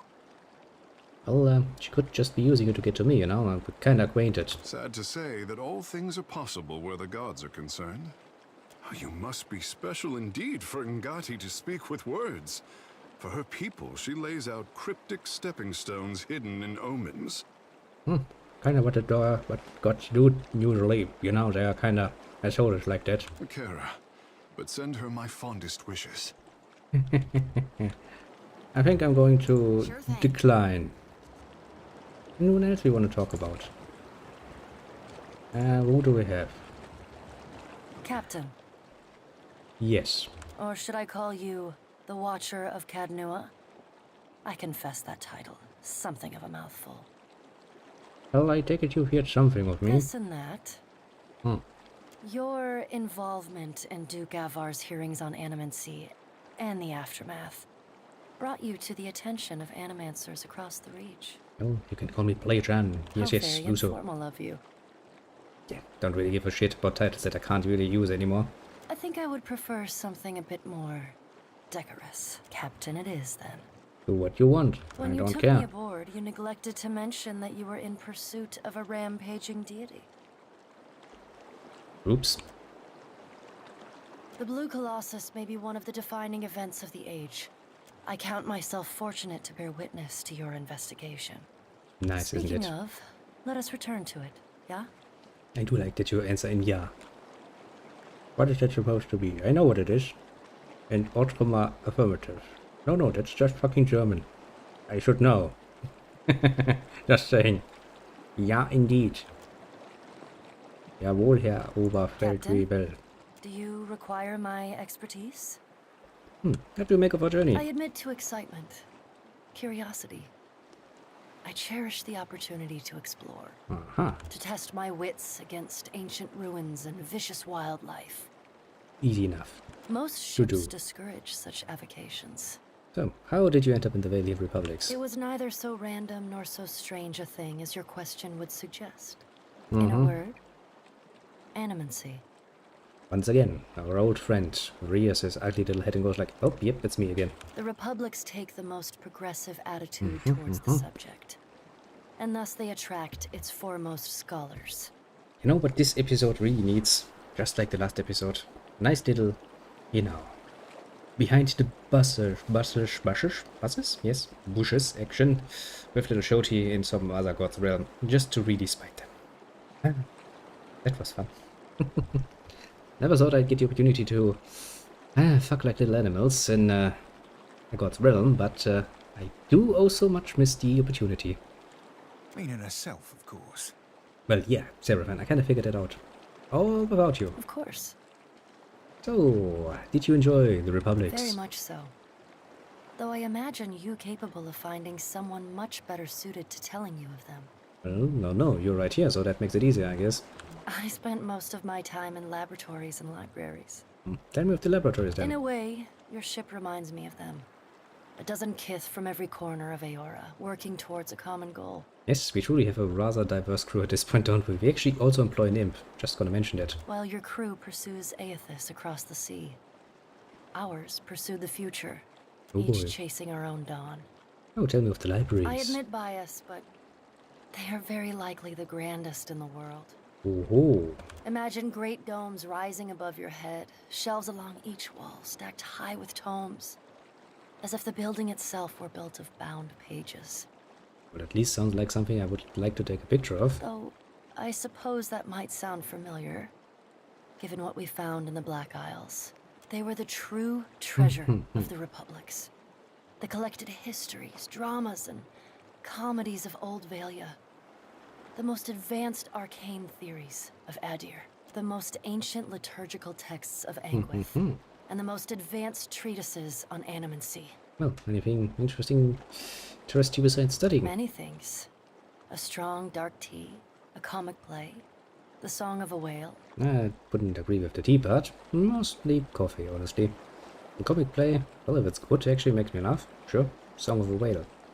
Can't see I've heard one yet, so I'm gonna refrain from commenting on that particular one. Soft resistance of paper to quill, or fabric to needle. Discovering what's just over the horizon. Yeah, exploration is fun. There I agree. exists things in this world beautiful and wondrous both. One only needs leave the land to find them. Speaking of, let us see what the horizon holds, yeah? Greetings again, Captain. Do you require my expertise? It was neither so random. In a word, the Republic. Of course. Yeah. Why did you leave these to beach? Tensions between the Republics and the Deerwood, for one. I had little interest having my experiments disrupted by some grudge-bearing bricklayer from Defiance Bay. Mostly, though, my studies demanded more luminous Audra than I could afford to import. So I sought out the source. But that's very practical. Also, I'm just gonna mention, but this guy is repeatedly stabbing himself with this weapon. He apparently has taken a liking to having a weapon in his head. Of course. Let's not think about that too deeply. Require my expertise? So, about your work as an animator. My studies? Indeed. I cannot promise a dissertation, but I'll happily discourse upon the broader strokes. So what is your specific area of study? You haven't read my work then? Nope. As an apprentice, I focused on, and then helped discredit, the phrenological approach. At the time, it seemed more difficult than I thought it should be. At the time, you Some say. of my colleagues had a vested interest in a model of the world that included an inherent hierarchy of kith. That some kith made more worthy receptacles for souls than others, based on the shape of their brow or the length of their ears, was apparently an idea too tantalizing to abandon. I'm pretty sure the Germans tried something like this too. The Nazis, to be very specific, tried something like that. Afterwards, my interest turned to the theoretical, before shifting a few decades later to the study of parapsychological inertia. Yeah, what? Parapsychological inertia. The tendency for some souls to gravitate towards familiar locales or engage in behaviors exhibited from past lives. From there, I moved on to work in metamortality, the scientific study of souls over lifetimes and the cycle of reincarnation. Booyah. Which brings us to the present. So, what do you hope to do with what you learn? You set the sled before the dogs. Before making decisions regarding what should be done, we must first understand what is. Anything else is a dream in the dark. Yeah, that's not how humanity works. Usually we're the kind who build shit up, try it out, and then see what we can actually use with it. Take the engine, for example. Was a nice idea, but then we built one, then we tried it, and we were like, maybe we can apply this to other things. A few years later, well, cars, factories, all of the other nonsense. We were like, yep, works just fine without completely understanding the implications. What do we hope to learn then from your studies, my little one? The truth, of course. There are many of those. I'm sorry that I have no simple answer for you. Embarking on inquiry with an agenda. That is how mistakes get made. So entirely without bias? Not at all. But I admit them. The truth. I'm sorry. Embarking on inquiry with an agenda. Is that how you ended up dead? You can be alright shit sometimes, Captain Watcher. True, but it's a valid question. A pleasant diversion as always, Captain. You are not willing to answer. Ado, Cap. Do you require my expertise? My studies? I cannot promise a dissertation. So, any idea how Eos is moving that statue across the sea? I could theorize, but given how little I've observed of him, it would be irresponsible of me to do so. I see. It must require incredible energy, though. Staggering amounts of soul essence. Oh, I'm pretty sure he has a rather large amount of those collected by this point. Can Audra truly be so flexible? Why does he not crumble? Listen, we live in a universe of magic. So the answer is magic. Whatever he is, however he accomplishes it, perhaps we can discover together. Yes, let's do it. And then we build ourselves a nice little statue of our own. And it's gonna be the first ever magical construct mecha that this world will ever see. If the discovering doesn't kill us. True enough, though. There's a bit of a chance of that. Oh, what's so important about Luminous Audra? Depends on who you ask. Generally, Audra conducts soul energy. Luminous Audra also stores it, however. Is it simply a worse conductor getting clogged by essence? Or is this indicative of a specialized function? Unfortunately, greed stymies inquiry. Of course. Anything else? Greetings again. Do you require my expertise? Well, I kind of like to ask you about your, dead condition. My condition? If by that you mean the results of my experiment upon the sea, I have no interest in discussing it at this time, or likely ever. Well, if you change your mind, you can talk to me. I appreciate that, but I assure you that I will not. That's what they all say. Should I? We spoke with Rimland to his face, kind of. And yet, we persist. Remarkable, yeah? He was much as I expected. Cold, hard, both honest and misleading. Yeah, another one of those pretender gods. You know how it goes. Regardless of where the gods came from, I have no doubt that the land shaped Remergand. You should uphold his teachings after seeing the fate of souls born to him. I do. His unpleasantness does not change the fundamental truth of his doctrine.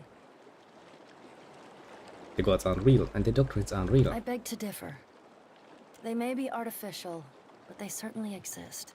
Yes, but it just means they're powerful beings, they're not gods. Further, they represent philosophies present among the Kith prior to the rise of Anguith. That a school of thought is blindly followed by some does not entirely negate its validity. I suppose not. This is gonna be a hard nut to crack. My plan is, of course, to make every one of my followers understand the truth of the matter. There you are. Oh, you learned the language. Ask, please. You learned quickly. Should it be a challenge? Don't know. Lipasalis, my home. It is a big city. Do we have here? Oh, Little Lassie Games is lurking. That is quite honorable, isn't it? Yeah, he is, bringing along his nice little Lassie face.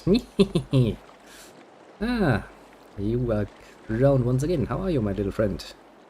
Many Feeling good? people speak many languages. That is normal. Well, how did your ship sink then? Now we can finally learn how you happened to be in the water. His eyes flit away from yours and he hesitates, for a moment unsure if this is a topic he wants to discuss. Then he takes a death breath, presses his lips and meets your eyes again, this time with intent. There was a storm. Clouds black like night and high as the stars. I see. I thought God would protect us. Yeah, God is not really willing to do that most of the time. So, where were you headed? West. It's a broad descriptor. No one has ever been west because of the storms, huh? But we were determined. So what were you planning to do out there? We came to teach. Teach what exactly? Teach about God. You mean gods? It's plural. No, only God, huh? How to explain? I did not say I am a good teacher. You learn Seki. Maybe we talk more about God. Teach about God. So you're a missionary like Shooty I then? do not know what missionary is. But okay, I did not say I am a good teacher. You learn Seki. Maybe we talk more about God. Well, you don't seem like a teacher. Do I not? Or like a warrior, actually, which is your, class. I jest. You are right. I am not a teacher. There was a sehaj. And then I was put on the ship.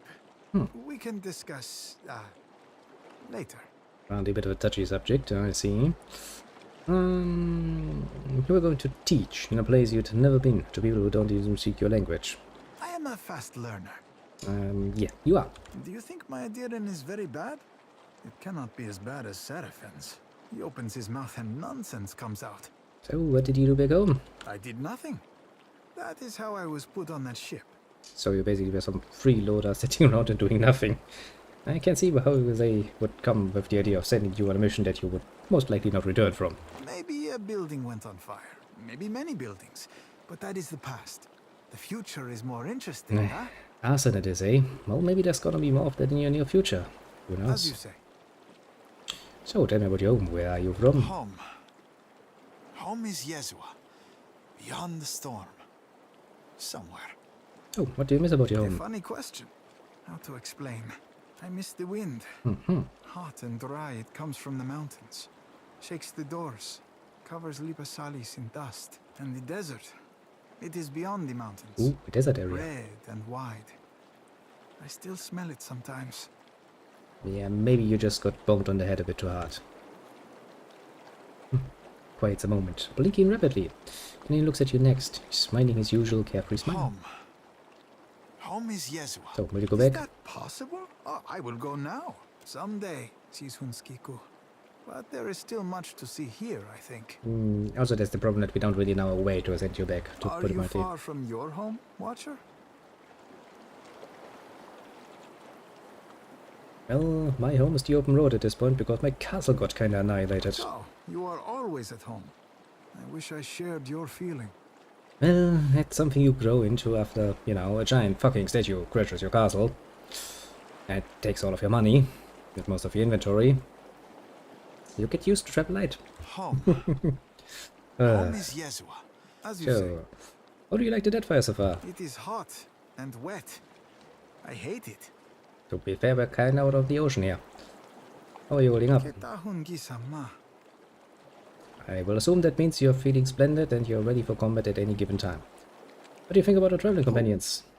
Hello. Always he has a sour lemon face. Like an old man. Adair told me God stepped on your house? He did. Your luck is maybe worse than mine. Yeah, which is the whole point of this journey. I'm going to find God and I'm going to step on his feet for being such an asshole. How about Where did he learn Adiran? Not here, huh? Oh, don't worry, he purposefully speaks nonsense. You get used to it.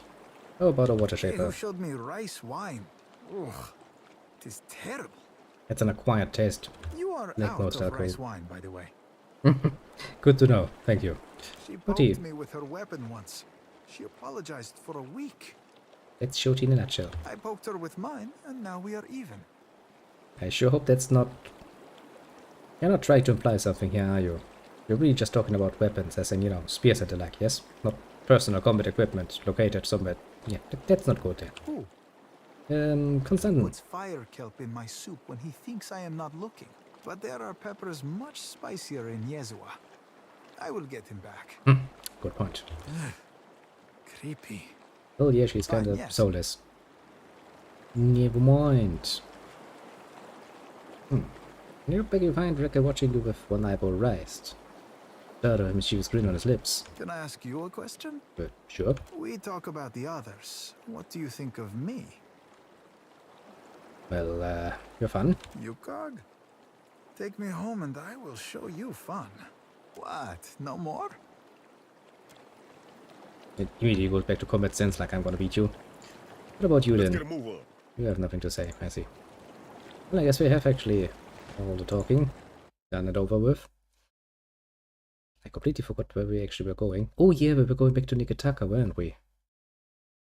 This took a lot longer than I had anticipated. It's like, okay, I'm gonna go back to the world map now. Where was I headed? Right. Nikitaka, to talk about more religion, of course. Well, what can we do? Kinda forced into it. Now then. To the sacred stair. Temple of God. It takes 4 hours to travel the city. That's a bloody long time actually, when you think about it. Brings home the sheer size of this nonsense city. At least that.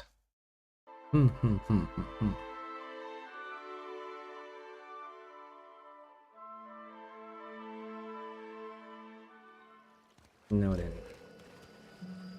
Let me take a quick look. Still the same, still the same. The Archmage roll. That sounds like it's gonna be a royal pain in the ass to do so. Actually, since we have leveled up quite a bit, we might actually be able to do some of the event things on the world map that we couldn't before. Now that I think about it.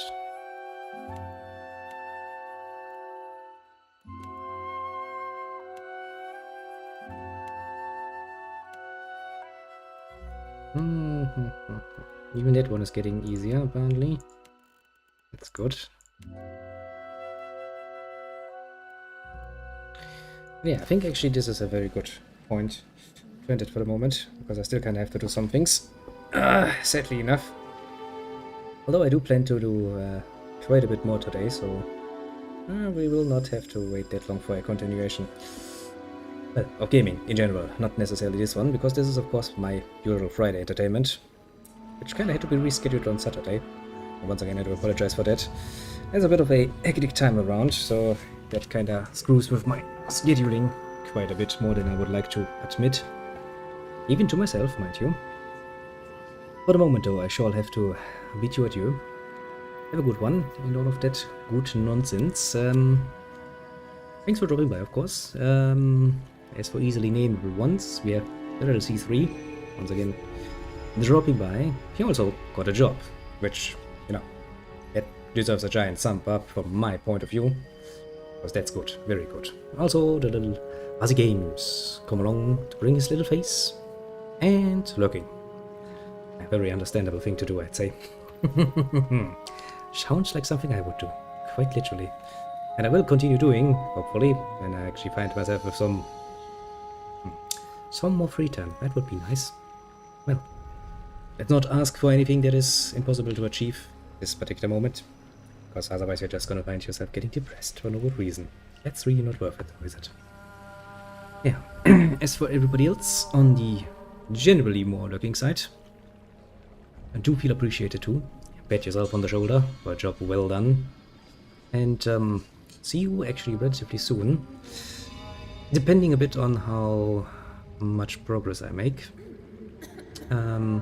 Means I'm gonna be back in like, 2 hours or so and playing some more of the Crusader Kings 3 with the new DLC, because I kind of want to play around with it a bit more, to be fair.